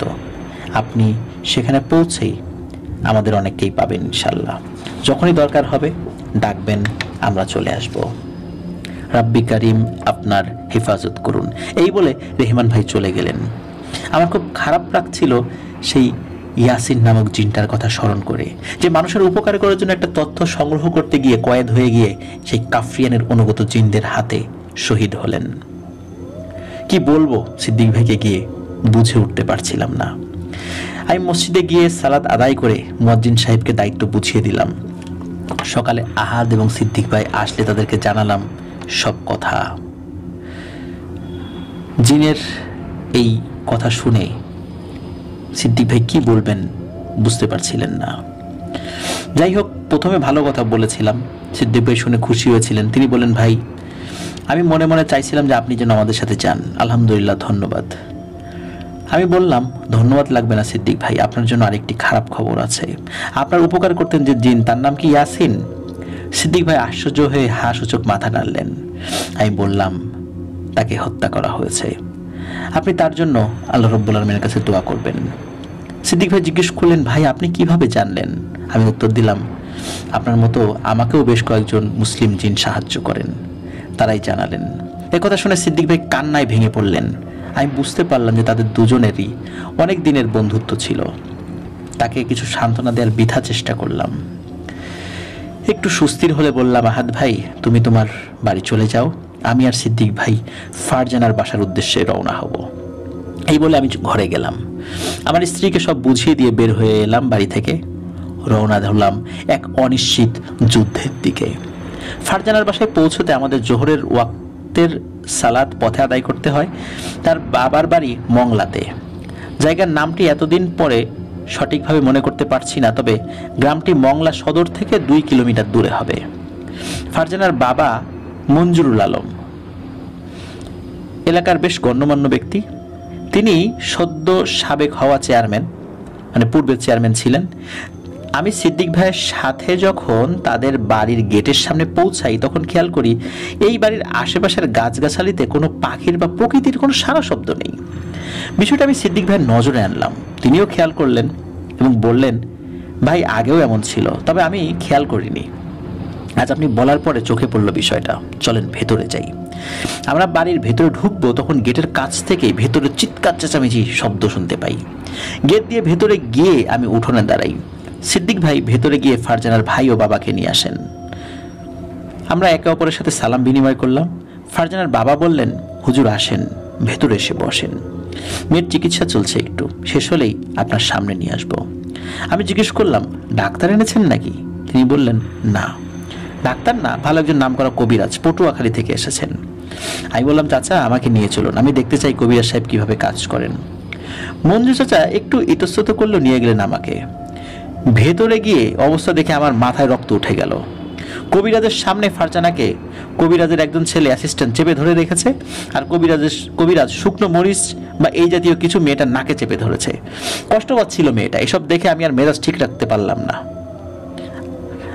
আমি বললাম যে বন্ধ করেন এগুলো, এখনই বন্ধ করবেন। ফারজানার বাবার দিকে তাকিয়ে জিজ্ঞেস করলাম, চাচা আপনি পূর্ণবয়স্ক মেয়েটাকে এমন পর্দাহীনভাবে দুজন পুরুষ মানুষের কাছে চিকিৎসা করতে দিচ্ছেন? এমন চিকিৎসার থেকে তো মারা যাওয়া উত্তম। ভয় করেন না কেন আপনারা? এর জবাব তো দিতে হবে বাবা হিসাবে আল্লাহ তাআলার কাছে। এগুলো বন্ধ করেন চাচা। একটা সমস্যা সমাধান করতে গিয়ে আরো পাপ করবেন না দয়া করে। মঞ্জু চাচা একটু ইতস্তত করছিলেন দেখে আমি আবার বললাম, আপনারা যদি এসব বুজরুকি বন্ধ না করেন তাহলে আমি এক্ষুনি এখান থেকে চলে যাব। আর যদি চলে যেতে হয় এসব পাপ কাজের কারণে, তাহলে আর আপনি আমাকে পাবেন না বলে দিলাম। মঞ্জু চাচা এবার তার ইতস্তত ভাব কাটিয়ে দাঁড়িয়ে থাকা একজন মহিলাকে বললেন ফারজানাকে ভেতরে নিয়ে যেতে, আর কবিরাজকে টাকা পয়সা দিয়ে বিদায় করে দিলেন। এরপর আমি মঞ্জু চাচাকে বললাম, আজ এশার সালাতের পর পর্দার সহিত ফারজানাকে আমার সাথে নিয়ে আসবেন। তার উপরে মহান আল্লাহ তাআলার কালামের মাধ্যমে রুকিয়া শুরু করবো ইনশাল্লাহ। ঘরের সবাই সালাত আদায় করবেন নিয়মিত। আর আপনাদের পরিবারে ইদানিং এর মাঝে কি কেউ অসুস্থ হয়ে পড়েছে নাকি? তিনি বললেন, জি হুজুর, আমার ছোট ভাই অসুস্থ। সে ঘুম খাওয়া দাওয়া ছেড়ে দিয়েছে প্রায়। তার সাথে দেখা করতে চাইলে পাশের একটি বাড়িতে আমাকে নিয়ে যাওয়া হয়। বারান্দায় একটি বিছানায় একজন মধ্যবয়সী লোক শুয়ে আছেন। আমি তার পাশে বসে সালাম দিয়ে জিজ্ঞেস করলাম, চাচা আপনার কি হয়েছে, আমাকে বলবেন একটু? উনি আমার দিকে অল্প কিছু সময় তাকিয়ে থেকে বললেন, হুজুর আমি বললেও আপনি বিশ্বাস করবেন না, তাই বলতে চাচ্ছি না। আমি ওনাকে বললাম, চাচা আপনি আমাকে না বললে আমি অনেক কিছুই জানতে পারবো না, দয়া করে দুশ্চিন্তা ছাড়া বলুন। এরপরে তিনি শোনালেন এক ভয়ঙ্কর ঘটনা, যার সারসংক্ষেপ বলছি। ওনার নাম সাজু, পেশায় একজন মাছের আড়তদার এবং মাছ চাষি। প্রায় সময় বেচাকেনা শেষ করে একসাথে তার যে ঘেরগুলো রয়েছে সেই ঘেরগুলো ঘুরে বাড়ি আসতে হয়, তাই তার দেরি হয়। বেশ কিছুদিন আগে এমন রাত করে বাড়ি ফিরছিলেন। তাদের গেটের ভেতরে ঢোকার পর উনি মঞ্জু চাচাদের বাড়ির টিনের চালের উপর চোখ পড়তে দেখতে পান কালো আলখেল্লা পরিহিত 10 থেকে 12টি অবয়ব হাঁটু মুড়ে উপর হয়ে বসে দুলছে। প্রথমে তিনি ভাবলেন চোট্টর হবে, তাই হাতে থাকা টর্চ লাইটের আলো ফেলেন চালের উপরে। আলো ফেলেই তিনি ভয়ে চমকে ওঠেন। তিনি দেখেন আলখেল্লার ভেতরে মুখের স্থানে যতটুকু দেখা যাচ্ছে সেখানে মাংসের দলা ছাড়া আর কিছুই নেই। ভয়ে তিনি পিছিয়ে আসেন, আর ঠিক তখনই দেখলেন ওই কালো অবয়বগুলো মাছ থেকে একটি অবয়ব উঠে দাঁড়ায় এবং সেখান থেকে লাফ দিয়ে শূন্যে উঠে মিলিয়ে যায়। উনি ভয়ে চিৎকার করতে যাবেন, ঠিক তখনই ওনার ঘাড়ের পেছনে প্রচন্ড যন্ত্রণা শুরু হয়। মনে হয় ওই জায়গাটি পুড়িয়ে দিয়েছে। এরপরে উনি চিৎকার দিয়ে উঠলে বাড়ির সবাই বের হয়ে এসে ধরাধরি করে ওনাকে ওনাদের ঘরে নিয়ে যান। প্রচন্ড ব্যথায় তিনি ঘুমিয়ে পড়েন। সেদিন থেকে একটি স্বপ্ন প্রতিদিনই দেখছেন। তিনি ঘুমালেই দেখতে পান তার পরিবারের কেউ একজন মারা গেছে এবং ফারজানা সেই মৃতদেহর মাংস খুবলে খাচ্ছে। আর ফারজানার পেছন থেকে সেই কালো অবয়বগুলো দাঁড়িয়ে ঝুঁকে ঝুঁকে কিছু একটা বলছে। প্রতিবার ঘুমের সময় তিনি পরিবারের ভিন্ন ভিন্ন সদস্যকে মৃত অবস্থায় দেখতে পান আর ফারজানাকে দেখেন তাদের শরীরে মাংস ভক্ষণ করতে। এই স্বপ্নের ভয়ে তিনি ঘুমাতে পারছেন না, খেতে পারছেন না, এমন একটা অবস্থা চলছে। সবচেয়ে বড় কথা হলো, রাত হলেই তিনি তার টিনের চালের উপর হাঁটা চলার শব্দ শুনতে পান। মাঝে একদিন তার মাথার কাছের জানালার ওপাশ থেকে একটি শব্দ শুনতে পান। তার মতে অ্যাজমা রোগীদের শ্বাস টান উঠলে যেমন শব্দ হয়, ঠিক তেমন শব্দ শুনে তিনি মাথা উঠিয়ে বাইরে তাকিয়ে দেখেন সেই কালো অবয়বটি দাঁড়িয়ে আছে। শব্দটি আসছে তার মুখের স্থানে যে মাংসপিণ্ড রয়েছে সেখান থেকে। আর সেই মাংসপিণ্ডটি নিঃশ্বাসের সাথে সাথে আমাদের বুক যেভাবে ওঠানামা করে ঠিক সেভাবে ওঠানামা করছে। এটা দেখে ভয় চিৎকার দিয়ে তিনি অজ্ঞান হয়ে যান। এরপরে বাড়ির লোকজন এসে ওনাকে পানি টানি দিয়ে জ্ঞান ফেরান। আমি খুব মনোযোগ দিয়ে ওনার কথা শুনলাম। তারপর ঘাড়ের পেছন দিকে পরীক্ষা করে দেখি সেই একই চিহ্ন, উল্টো করে ত্রিভুজ। বেশ বুঝতে পারছিলাম আমি পিশাচগুলোর মাঝখানে এসে পড়েছি। দেরি না করে বের হয়ে আসলাম সেই ঘর থেকে। রাতে মসজিদে এশার সালাত আদায় করে একটু নির্জনতার খোঁজে এদিক ওদিক হাঁটছিলাম আর বড় দাদা বা কারোর সাথে যোগাযোগ করার চেষ্টা করছিলাম। কিছু সময় পরে হামজা ভাই এলেন। সালাম বিনিময় শেষে আমি ওনাকে সব খুলে বললাম। উনি সব শুনে আমাকে বললেন, সুফিয়ান ভাই, আমরা জানি এমন কিছু হচ্ছে এবং কিছু করতে না পারলে সামনে আরো হবে। খুব তাড়াতাড়ি কিছু একটা করতে না পারলে ফারজানার ছোট চাচার মৃত্যুর মাধ্যমে শুরু হবে ওনাদের পরিবারে মৃত্যুর মিছিল। আপনি ফারজানার পাশাপাশি তার চাচার উপরে রুকিয়া পরিচালনা করেন। আপনি শুধু এই পিশাচটাকে আল্লাহ তাআলার কালামের মাধ্যমে বের করে আনেন, বাকিটা আমরা বুঝে নেব ওকে কি করতে হয়। আর ফারজানার রুকিয়া করতে আপনার সময় লাগবে, কিন্তু আপনি রুকিয়া বন্ধ করবেন না। ইনশাল্লাহ এর মাঝে আল্লাহ সুবহানাহু ওয়া তাআলার সাহায্য ইনশাল্লাহ অবশ্যই আসবে। মনে রাখবেন, রুকিয়া শুরু করার পর আপনার সাথেও শয়তানগুলো দেখা হবে, তাই সব সময় সাবধান। কথাগুলো বলে হামজা ভাই চলে গেলেন। আমি ফিরে আসলাম ফারজানার বাড়িতে। এসে দেখি বাড়ির বারান্দার ঘরে ফারজানাকে পর্দার সাথে মেঝেতে পাটি বিছিয়ে বসিয়ে রাখা হয়েছে। সাথে তার খালা বসেছেন, অদূরে তার বাবা, ভাই, মেজো চাচা বসে আছেন। আমি ফারজানার বিপরীতে বসে পড়লাম। ব্যাগ থেকে আমার সব সফরের সঙ্গী পবিত্র কোরআন শরীফ বের করে আনলাম আর বের করলাম বড় দাদার পাঠানো সেই পানি। তারপর ফারজানার উদ্দেশ্যে সালাম দিয়ে বললাম, বোন, কেমন আছো তুমি? কেমন লাগছে তোমার? কি হয়েছে তোমার? আমাকে বলো, আমি তোমাকে সাহায্য করতে এসেছি। ফারজানা স্বাভাবিকভাবে উত্তর দিল, আমি ভালো আছি, আমার কিছু হয়নি হুজুর, তবে আপনার কিছু হবে, নিশ্চিত থাকুন। কথা শুনে অবাক হইলাম, এত সাবলীলভাবে সুন্দরভাবে আমার কিছু হবে, আপনি নিশ্চিত থাকুন, এই কথাটা বলতে পারলো। মনে মনে যা বোঝার বুঝে নিলাম। আমি আর কিছু জিজ্ঞেস না করে রুকিয়া শুরু করলাম। কোরআন শরীফ পাঠ করার যখন শুরু করেছি, ফারজানার চেহারায় পরিবর্তন শুরু হলো। অল্প কিছুক্ষণ পরে সে ক্ষেপে উঠল। তার খালা, ফুফু, আরো কিছু মহিলা তাকে জোর করে বসিয়ে রাখার চেষ্টা করছেন, কারণ ফারজানা বারবার উঠে যেতে চাইছিল। বেশ কিছুক্ষণ কোরআন শরীফ পাঠ করার পরে দেখি ফারজানার শরীর নিস্তেজ হয়ে যায়। আমি তাকে ঘরে নিয়ে যেতে বলি। এরপরে মঞ্জু চাচাকে বলি, চাচা, আমাকে কিছুদিন সময় দিতে হবে, কারণ ওর উপর যে আসর করছে সে বেশ শক্তিশালী। মঞ্জু চাচা সম্মতি দিলেন। আমাকে তার বাড়িতে থাকতে বললে আমি মানা করে দিলাম। তাকে অনুরোধ করলাম তিনি যেন আমাকে কোনো একটি মসজিদে থাকার ব্যবস্থা করে দেন। এলাকার প্রভাবশালী মানুষ তিনি, তাই এই কাজটি খুব সহজে করে ফেলতে পারলেন, খুব বেশি সময়ও লাগলো না। এরপরে ওনার সাথে নিয়ে আমি ফারজানার ছোট চাচার ঘরে যাই। ওনাকে অজু করিয়ে আনতে বলি। অজু করে আসার পর ওনার উপর রুকিয়া পরিচালনা শুরু করি। বেশ কিছুক্ষণ কোরআন শরীফ তেলাওয়াত করার পর সবার সামনেই সেই সাজু চাচা হঠাৎ উপরের দিকে তাকিয়ে চোখ বড় বড় করে গলা দিয়ে বিদ ঘুটে ঘর ঘর শব্দ বের করতে থাকে। ঘরের সবাই এমন শব্দে ভয় পেয়ে যান। আমি কিন্তু তেলাওয়াত বন্ধ করলাম না, পড়তে থাকলাম। হঠাৎ দেখি ওনার মুখ দিয়ে কালো ধোঁয়ার মতো বের হচ্ছে, আর উনি সোজা হয়ে বসে থাকা অবস্থায় উপরের দিকে মুখ হাঁ করে ছটফট করছেন। প্রায় 2 মিনিট সেই ধোঁয়া বেরোলো। এরপরে সাজু চাচা জ্ঞান হারান। সেই ধোঁয়ার কুণ্ডলি ঘরের চালের ফাঁকা দিয়ে মিলিয়ে গেল। সবাই ধরাধরি করে সাজু চাচাকে বিছানায় নিয়ে আসেন। অল্প একটু পরেই ওনার জ্ঞান আসে। জ্ঞান ফেরার পরে আমার সাথে আনা সেই পানি থেকে একটু খাইয়ে দিলাম ওনাকে, আর বললাম, চাচা আপনি এখন ঘুমান, ইনশাল্লাহ আজ রাতে আর আপনি খারাপ কিছু দেখবেন না। বাকিদের দিকে ফিরে বললাম, আপনারা সবাই ফজরের আজান দিলে মসজিদে চলে আসবেন, সবাই মিলে 5 ওয়াক্তের সালাত জামাতে আদায় করবেন। ঘরের কোনো পুরুষ মানুষ আজ থেকে ফজরের নামাজের সময় ঘুমিয়ে যেন না থাকে সেদিকে খেয়াল রাখবেন। আপনাদের পরিবারের উপর বেশ বড় মুসিবত এসেছে, সবাই মিলে রব্বুল আলামিনের কাছ থেকে এই মুসিবতের বিরুদ্ধে সাহায্য চান। ইনশাল্লাহ আমার আল্লাহ কাউকে খালি হাতে ফেরান না। আরও কিছু আমল বলে দিয়ে আমি বের হয়ে আসি। রাতের খাবার সাথে নিয়ে আমাকে মসজিদে এগিয়ে দিয়ে আসেন ফারজানার ভাই মিরাজ। পথে হাঁটতে হাঁটতে সে বলে, হুজুর আমার বোন ভালো হবে তো? খুব কষ্ট লাগে ও যখন পাগলামি শুরু করে, আমার আদরের বোন।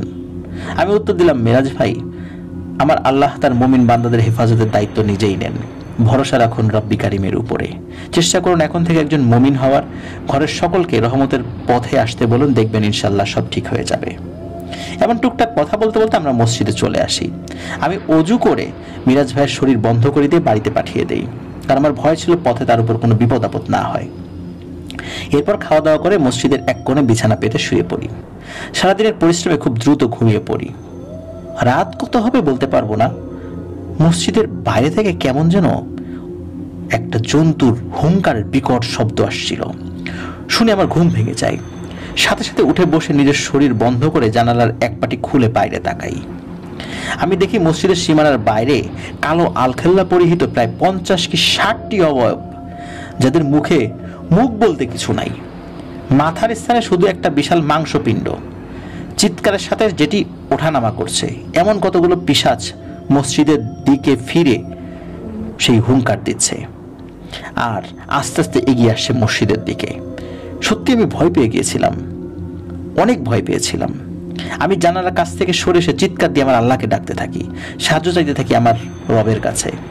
ওরা এগোতে এগোতে মসজিদের সীমানার কাছাকাছি আসতেই হঠাৎ আমার পেছন থেকে একজন বলে ওঠে, ভয় নেই সুফিয়ান, তোমাকে তো আগেই জানানো হয়েছে, ইনশাল্লাহ আমরা তোমার সাথে শেষ পর্যন্ত আছি, এদিকে এসো, আমার পাশে এসে বসো, বাইরে তাকিও না।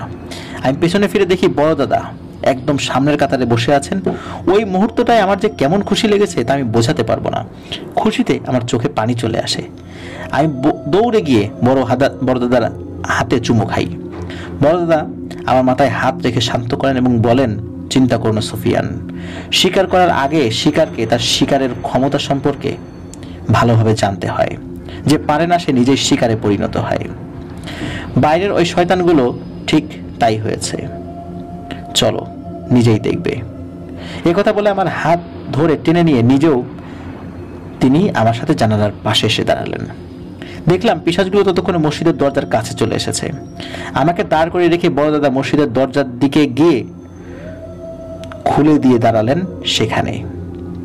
ওনাকে দেখে পিশাচগুলো হঠাৎ হুঙ্কার এবং সামনে এগোনো বন্ধ করে দাঁড়িয়ে পড়ল। বড় দাদা শয়তানগুলোর উদ্দেশ্যে বললেন, হে কাফরিয়ানের অনুসারী শয়তানরা, কালিমা তো তোদের নসিবে নাই, মৃত্যুর আগে অন্তত তোদের নেতাকে জানিয়ে দে যে আমি তোদের হত্যা করতে যাচ্ছি, যা এখনই জানিয়ে দে, কারণ এখান থেকেও তোরা তোদের নেতাকে জানিয়ে দিতে পারবি। এই কথা শেষ হওয়ার সাথে সাথে আমি দেখলাম চারদিক থেকে হামজা ভাই, সাদিক ভাই সহ প্রায় 300-400 জিন পিশাচগুলোর উপর ঝাঁপিয়ে পড়ল। তাদের সবাই বিচিত্র সব অস্ত্র নিয়ে এসেছেন। এই ধরনের অস্ত্র কখনো দেখিনি আমি। কেউ কেউ সেই পিশাচদের হাতের উপর ঝাঁপিয়ে পড়েছে, কেউ পায়ের উপর, কেউ মুখের উপর। মোট কথা কোনো দয়া দেখানো হলো না তাদের উপরে। দীর্ঘ সময় মসজিদের সামনে তাণ্ডব চলল। বেঁচে থাকার তাগিদে পিশাচগুলো অনেকক্ষণ লড়েছে, কিন্তু সংখ্যা এবং শক্তিতে তারা টিকতে পারল না। 3 জন পিশাচ বাদে বাকি সবগুলোকে সেখানেই হত্যা করা হয়। ওই 3টির গলায় হাতে পায়ে শেকল পরিয়ে নিয়ে যাওয়া হয়। অন্য মৃত পিশাচগুলোর দেহও তারা নিয়ে যান। এদিকে বড় দাদার অনুসারী আমাদের 4 জন মুসলিম ভাইও শহীদ হন সেই যুদ্ধে। বড় দাদা তাদের কাছে যান, প্রত্যেকের মাথায় হাত বুলিয়ে দেন তিনি, চুমু খান সবার কপালে। সেদিন আমি দেখেছিলাম রব্বুল আলামিনের সৃষ্টি করা একজন শক্তিশালী মাখলুকাতের চোখে অশ্রুধারা। উপস্থিত সকল মুসলিম জিন ভাইদের চোখে অশ্রু। আমি নিজেও নিজেকে ধরে রাখতে পারিনি। শহীদদের পাঠিয়ে দিয়ে বড় দাদা আমাকে নিয়ে আবার ভেতরে আসলেন। কিছুক্ষণ চুপচাপ থেকে বলতে শুরু করলেন, আবু সুফিয়ান, তোমার কাজ প্রায় শেষ, বাকিটা কাল আমার এক বন্ধু আসবেন, এইখানে উনি করবেন, তুমি তার সাথে থেকো। কাফরিয়ান ফারজানা নামের মেয়েটির শরীরে আশ্রয় নিয়েছে। ভালোভাবে অনেক সময় নিয়ে খোঁজ নেওয়ার পরে আমি আসল ঘটনা জানতে পেরেছি। তোমার মামা মরহুম সুলাইমান শেখ যে কাজটি করতে গিয়ে আহত হয়ে ফেরেন, সেই কাজ করার সময় তিনি কাফরিয়ানের ছেলেকে হত্যা করতে সক্ষম হন এবং তার ছেলের সাথে থাকা কাফরিয়ানের আদলে তৈরি কালো পাথরের একটি মূর্তি তিনি সাথে নিয়ে যান রফিক সাহেবের বাসায়। 2 দিন পরে তোমার মামা ভুল তথ্যের ভিত্তিতে আবার বের হয়ে যান কাজ শেষ করতে এবং ভেলাত কাফরিয়ানের শিকারে পরিণত হন। রফিকের বাসা থেকে বের হওয়ার আগে সেই মূর্তিটি রফিকের কাছে আমানত হিসাবে রেখে আসেন, কিন্তু নতুন বাড়িতে ওঠার সময় তিনি সেটি হারিয়ে ফেলেন, যা পরবর্তীতে আহাদ খুঁজে পায় এবং আবেগের বশবর্তী হয়ে ফারজানাকে সেটি আবার উপহার দেয়, যেহেতু আহাদ ফারজানাকে পছন্দ করত। এরপর থেকে ফারজানা অসুস্থ হতে থাকে। ভেলাত চেয়েছে ফারজানার আপন কাউকে সে বাঁচিয়ে রাখবে না, একজন একজন করে স্বীকার করবে। এই জন্য সে তার অনুসারীদেরকে নিয়ে ফারজানার পরিবারের মাঝে বিভীষিকার মতো প্রবেশ করে। আলহামদুলিল্লাহ, সব ভালোভাবেই রব্বি কারিমের দয়ায় শেষ হচ্ছে। তোমার পরিবারের হেফাজতের দায়িত্ব এই রেহমান তার দলবল নিয়ে আছে, চিন্তা করো না তাদের নিয়ে। কাফরিয়ানকে জীবিত অবস্থায় ধরা খুবই জরুরি, অনেক হিসাব আছে তার সাথে আমাদের। কিন্তু তোমাকে একটা কথা বলে দেই, সেদিন তোমাকে কাফরিয়ানের যে পুটুলিটা পাঠিয়েছিল সেটা হাত দিয়ে ধরা উচিত হয়নি তোমার, খারাপ রকমের জাদু করা ছিল তাতে। তুমি আমার জন্য অপেক্ষা না করে নিজেই এটি ধরে ফেলেছ, কাজটি নিজেই করে ফেলেছ। সারা জীবন তোমাকে ভোগাবে এই জাদু, যেটা আমাদের সকল ক্ষমতার বাইরে। আল্লাহ তাআলা এবং আমার রসুলের তরিকা মতো চলার চেষ্টা করবে, ইনশাল্লাহ এগুলো হয়তো অনেকখানি কমে যাবে, এই জাদুর প্রভাব কমে যাবে, তবে একেবারে কিন্তু যাবে না। সারাটা জীবন তোমাকে এটা ভোগ করতে হবে। চলো এখন শুকরিয়া নামাজ আদায় করি একসাথে। কথা বলে থামলেন বড় দাদা। এরপর আমরা একসাথে সালাত আদায় করার পর উনি বিদায় নিয়ে চলে যান। সেদিন ফজরের নামাজের পরে আমি আস্তে আস্তে ফারজানের বাড়ির উদ্দেশ্যে হাঁটতে থাকি। মসজিদে সালাতের সময় অনেকে আমাকে জিজ্ঞেস করলেন রাতে কি হয়েছিল, কারণ তারা সবাই সেই হুঙ্কার, চিৎকার, কান্না, আর্তনাদ শুনতে পান। আমি শুধু তাদের বলি আল্লাহ তাআলার রহমত বর্ষিত হয়েছে, আর কিছু না। ফারজানাদের বাড়িতে এসে দেখি সবাই ফারজানাকে বেঁধে ঘিরে রেখেছে। মিরাজ ভাই জানালো মধ্যরাতের পর থেকে হঠাৎ সে পাগলামি শুরু করে, চিৎকার করছে আর বলছে তাকে ছেড়ে দিতে, সে নিরাপদে গিয়ে ফারজানাকে ছেড়ে দেবে। শুনে আমি একটু হাসলাম আর বললাম, ভয় নেই ভাই, আপনারা খেয়াল রাখেন সেজন্য কোথাও যেতে না পারে, আল্লাহর সাহায্য আসছে। আমার কথা মতো ফারজানাকে প্রায় সারাদিন বেঁধে রাখা হলো। কাফরিয়ান বের হতে পারছিল না, কারণ বাইরে বড় দাদার অনুসারী এবং অন্যান্য সর্দারদের অনুসারী হাজার হাজার জিন ভয়ানক সমস্ত অস্ত্র নিয়ে অপেক্ষা করছিল যে সে বাইরে বের হবে আর তার জীবন শেষ হয়ে যাবে। মাগরিবের সালাতের পর একজন বয়স্ক হুজুর আসেন ফারজানার বাড়িতে, তার সাথে আরো 4 জন এসেছেন। আমি তাকে একবার দেখে চিনতে পেরেছি, উনি দক্ষিণবঙ্গের বিখ্যাত আলেম হাফেজ শাহ হুজুর। উনি বাড়িতে ঢুকেই আমাকে কাছে ডাকলেন। আমি কাছে এসে সালাম বিনিময় করলাম ওনার সাথে। উনি বললেন, বাবা সুফিয়ান, আমি তোমার কথা শুনেছি, রব্বুল আলামিনের কাছে দোয়া করে তিনি যেন তোমাকে শেফা দান করেন। এরপর আরো কিছুক্ষণ কথার পরে উনি উঠোনে এসে কিছু ময়দা পরে ছিটিয়ে দিলেন, তারপর ফারজানাকে নিয়ে আসতে বললেন। ওনার সাথে আসা 4 জন 4 কোণায় দাঁড়িয়ে পড়লেন। মাঝখানে ফারজানাকে বসিয়ে শুরু করলেন রুকিয়া। ওই 4 জন হুজুর চারদিক থেকে ফারজানার শরীরে পানি ছিটাচ্ছিলেন। আমি লক্ষ্য করছিলাম হাফেজ হুজুরের রুকিয়া পদ্ধতি। উনি এমন সব আমল করছেন যা আমি জানতাম না। অল্প কিছুক্ষণ পরে সকলের চোখের সামনে ফারজানার মুখ দিয়ে কালো ধোঁয়া বের হতে থাকে। ধোঁয়াটা বের হয়ে উপরের দিকে উঠতে থাকলো।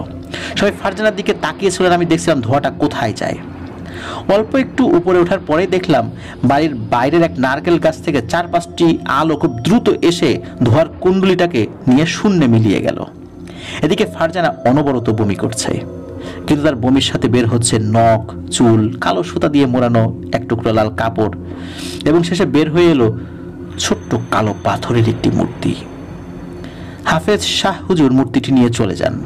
যার সময় আমাকে বলেন, বাবা, রব্বুল আলামিনের পথে চলতে হলে অনেক বাধা আসে, সেই বাধা কাটিয়ে যদি অল্প কিছু সময়ও কেউ বাঁচে, আমি মনে করি সেটাই তার জন্য অনেক বেশি। ভালো থেকো। পরের ঘটনা অনেক সংক্ষিপ্ত। ফারজানা আস্তে আস্তে সুস্থ হয়ে ওঠে, তার পরিবারেও আর কোনো সমস্যা হয়নি। সমস্যা যা হয়েছিল আমার, সে এক অন্য ঘটনা, ইনশাল্লাহ বেঁচে থাকলে কোনো একদিন বলবো। প্রিয় লিসেনার্স, কেমন লাগলো ঘটনাটি? কাফরিয়ানকে কিন্তু ধরে নেওয়া হলো, তার সাথে কি হিসাব নিকাশ হয়েছিল সেটা আমরা এখনো জানতে পারিনি।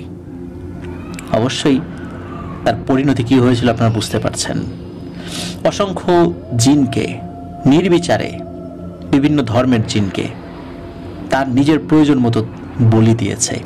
ঠিক যেমন কিছু নরপিশাচরা মানুষকে বলি দেয়, ঠিক ভেলাত কাফরিয়ানো জিনদেরকেও বলি দিয়েছে, মানুষদেরকেও তার কাজ চরিতার্থ করার জন্য ব্যবহার করেছে, হত্যা করেছে। এই কারণে জিন সম্প্রদায়ও তাকে খুঁজছিল, আর এরা সবাই ছিল শয়তানের অনুসারী। উল্টো ত্রিভুজ এটি কিন্তু জাদুবিদ্যার একটি চিহ্ন। অনেক সময় মানুষরাও এটা ব্যবহার করে, আপনারা দেখবেন যে ইলুমিনাতিতে এটাও ব্যবহৃত হয়। প্রিয় লিসেনার্স, দীর্ঘ একটি ঘটনা ছিল, আসলে দীর্ঘ। আমার বলা ভেলাত কাফরিয়ানের ঘটনাটিও আমার মনে হচ্ছে যে এখন পর্যন্ত যতগুলো বড় ঘটনা বলেছি, দিলু মিয়ার ঘটনা, তারপরে অতল পানির বিভীষিকা, এসবগুলো থেকে এই ঘটনাটি বড়ই বলতে হবে আমার কাছে মনে হচ্ছে আর কি। প্রিয় লিসেনার্স, আজকে বিদায় নিতে চাচ্ছি। আশা করছি ঘটনাটি আপনাদের সকলের কাছে ভালো লেগেছে। তবে একটি কথা আমার বলতেই হবে, সেটি হলো যে মহান আল্লাহ সুবহানাহু ওয়া তাআলা, তার প্রতি অগাধ বিশ্বাস যে যেই ধর্মেরই হোক না কেন, সৃষ্টিকর্তার প্রতি অগাধ বিশ্বাসই পারে এই ধরনের খারাপ জিনিসগুলো থেকে আমাদেরকে হেফাজত করতে। আর সবসময় সতর্ক থাকতে হবে, সতর্ক থাকতে হবে আমাদেরকে। হুটহাট করে কোনো মানুষকে আমরা অনেক সময় বিশ্বাস করে ফেলি। বিশ্বাস করাটা খারাপ কিছু নয়, কিন্তু তিনি যদি কোনো সন্দেহজনক ব্যক্তি হন, তাহলে তার দেওয়া অনেক কিছুই কিন্তু আর খাওয়া যাবে না। এটাও কিন্তু প্রিয় লিসেনার্স আমরা মাথায় রাখব। আর এই যে ঘটনা পড়লাম, এর মধ্যে কিন্তু অনেকগুলো শিক্ষণীয় ব্যাপার রয়েছে। আপনারা পুরো ঘটনা শুনলে শিক্ষণীয় ব্যাপারগুলো ধরতে পারবেন। আমার কাছে এই ঘটনার মধ্যে বেশ কয়েকটি জায়গা খুব কষ্টদায়ক মনে হয়েছে। বিশেষ করে একটি বার্তাবাহক জিন, সে যখন এই কাফরিয়ানদের হাতে বন্দী হয়ে গেল, নিষ্ঠুরভাবে তাকে হত্যা করা হলো। এরপরে আরও জিন, কাফরিয়ানের অনুগত সেই আলখেল্লা পরা পিশাচগুলোর সাথে যুদ্ধ করতে গিয়ে বেশ কিছু জিন শহীদ হলেন। মানুষের উপকারের জন্য এরকম জিন অসংখ্য হয়তোবা পৃথিবীর বিভিন্ন প্রান্তে মারা যাচ্ছেন। তাদের খোঁজ খবর মানুষ আমরা কেউ জানি না, জানার হয়তোবা প্রয়োজনও বোধ করি না। আমরা শুধু মানুষের খবরগুলোই জানি, আর তাদের খবরগুলো জানার কথাও নয় আমাদের, সেটা আমাদের পক্ষে সম্ভব নয়। তবে এতটুকু তো সম্ভব, আমরা যখন সমগ্র বিশ্ববাসীর জন্য দোয়া করি, সেই সাথে আমরা বলবো যে পৃথিবীর সকল জিন এবং ইনসান উভয়ের জন্য দোয়া করব। এতটুকু তো আমাদের সাধ্যের মধ্যে আছে, তাই না? এতটুকু ইনশাল্লাহ আমরা করার চেষ্টা করব। প্রিয় লিসেনার্স, ইনশাল্লাহ আগামীকাল সৌমিত্র রয়ের পাঠানো একটি দীর্ঘ ঘটনা, দ্য লর্ড অফ ডার্কনেস, এটি নিয়ে রাত 10:59 হাজির হচ্ছি। আর অসংখ্য ধন্যবাদ জানাচ্ছি সুফিয়ান হুজুরকে, যিনি এই ঘটনা জুবাইর ইসলাম ভাইকে দিয়েছেন। আর জুবাইর ইসলাম ভাইকেও আরও বেশি বেশি ধন্যবাদ জানাচ্ছি। তিনি এত বড় একটি ঘটনা উনি লিখে পাঠিয়েছেন দীর্ঘ সময় নিয়ে। আসলে অনেক সময় লেগেছে এত বড় একটি ঘটনা ওনার লিখতে। আর এটা লিখতে গিয়ে উনি কিন্তু বেশ কয়েকবার সমস্যায় পড়েছিলেন। যেমন উনি প্রথমবার লেখা শেষ করার পর, অর্ধেকেরও বেশি লেখা শেষ করার পর ওনার মেইল স্প্যামের আক্রমণে ক্র্যাশ করে। পরবর্তীতে মেইলটা আবার রিওপেন করে দেখেন ওখানে কোনো মেইল নেই। তারপরে বেশ কয়েকবার মুসিবতের মধ্যে পড়েছেন। শেষ দিকে সেই ঘটনাটি পুরোপুরি শেষ করতে পেরেছেন। আর এই ঘটনাটি লেখার সময় ওনার স্ত্রী একটি ঘটনা বলেছেন, যেটি কিন্তু আমরা ঠিক এই 71 নং এপিসোডের প্রথম ঘটনায় আমরা বলেছি একটি স্কুলের ঘটনা। মূলত এই ঘটনাটি লেখার সময় ওনার স্ত্রী এই ঘটনাটি ওনাকে বলেছিলেন। প্রিয় লিসেনার্স, আজকে বিদায় নিচ্ছি। আমার জন্য দোয়া করবেন, আমার পরিবারের জন্য দোয়া করবেন, আপনাদের জন্য দোয়া রইল, আপনাদের পরিবারের সকলের জন্য দোয়া রইল। মহান আল্লাহ সুবহানাহু ওয়া তাআলা আমাদেরকে ভালো রাখুন, সুস্থ রাখুন, নিরাপদে রাখুন, আপনাদের হল ওয়ার্ল্ডের সাথে রাখুন। আসসালামু আলাইকুম। প্রিয় লিসেনার্স, আসসালামু আলাইকুম। ফ্রাইডে স্পেশাল এপিসোডে সকলকে স্বাগত জানাচ্ছি। আশা করি সবাই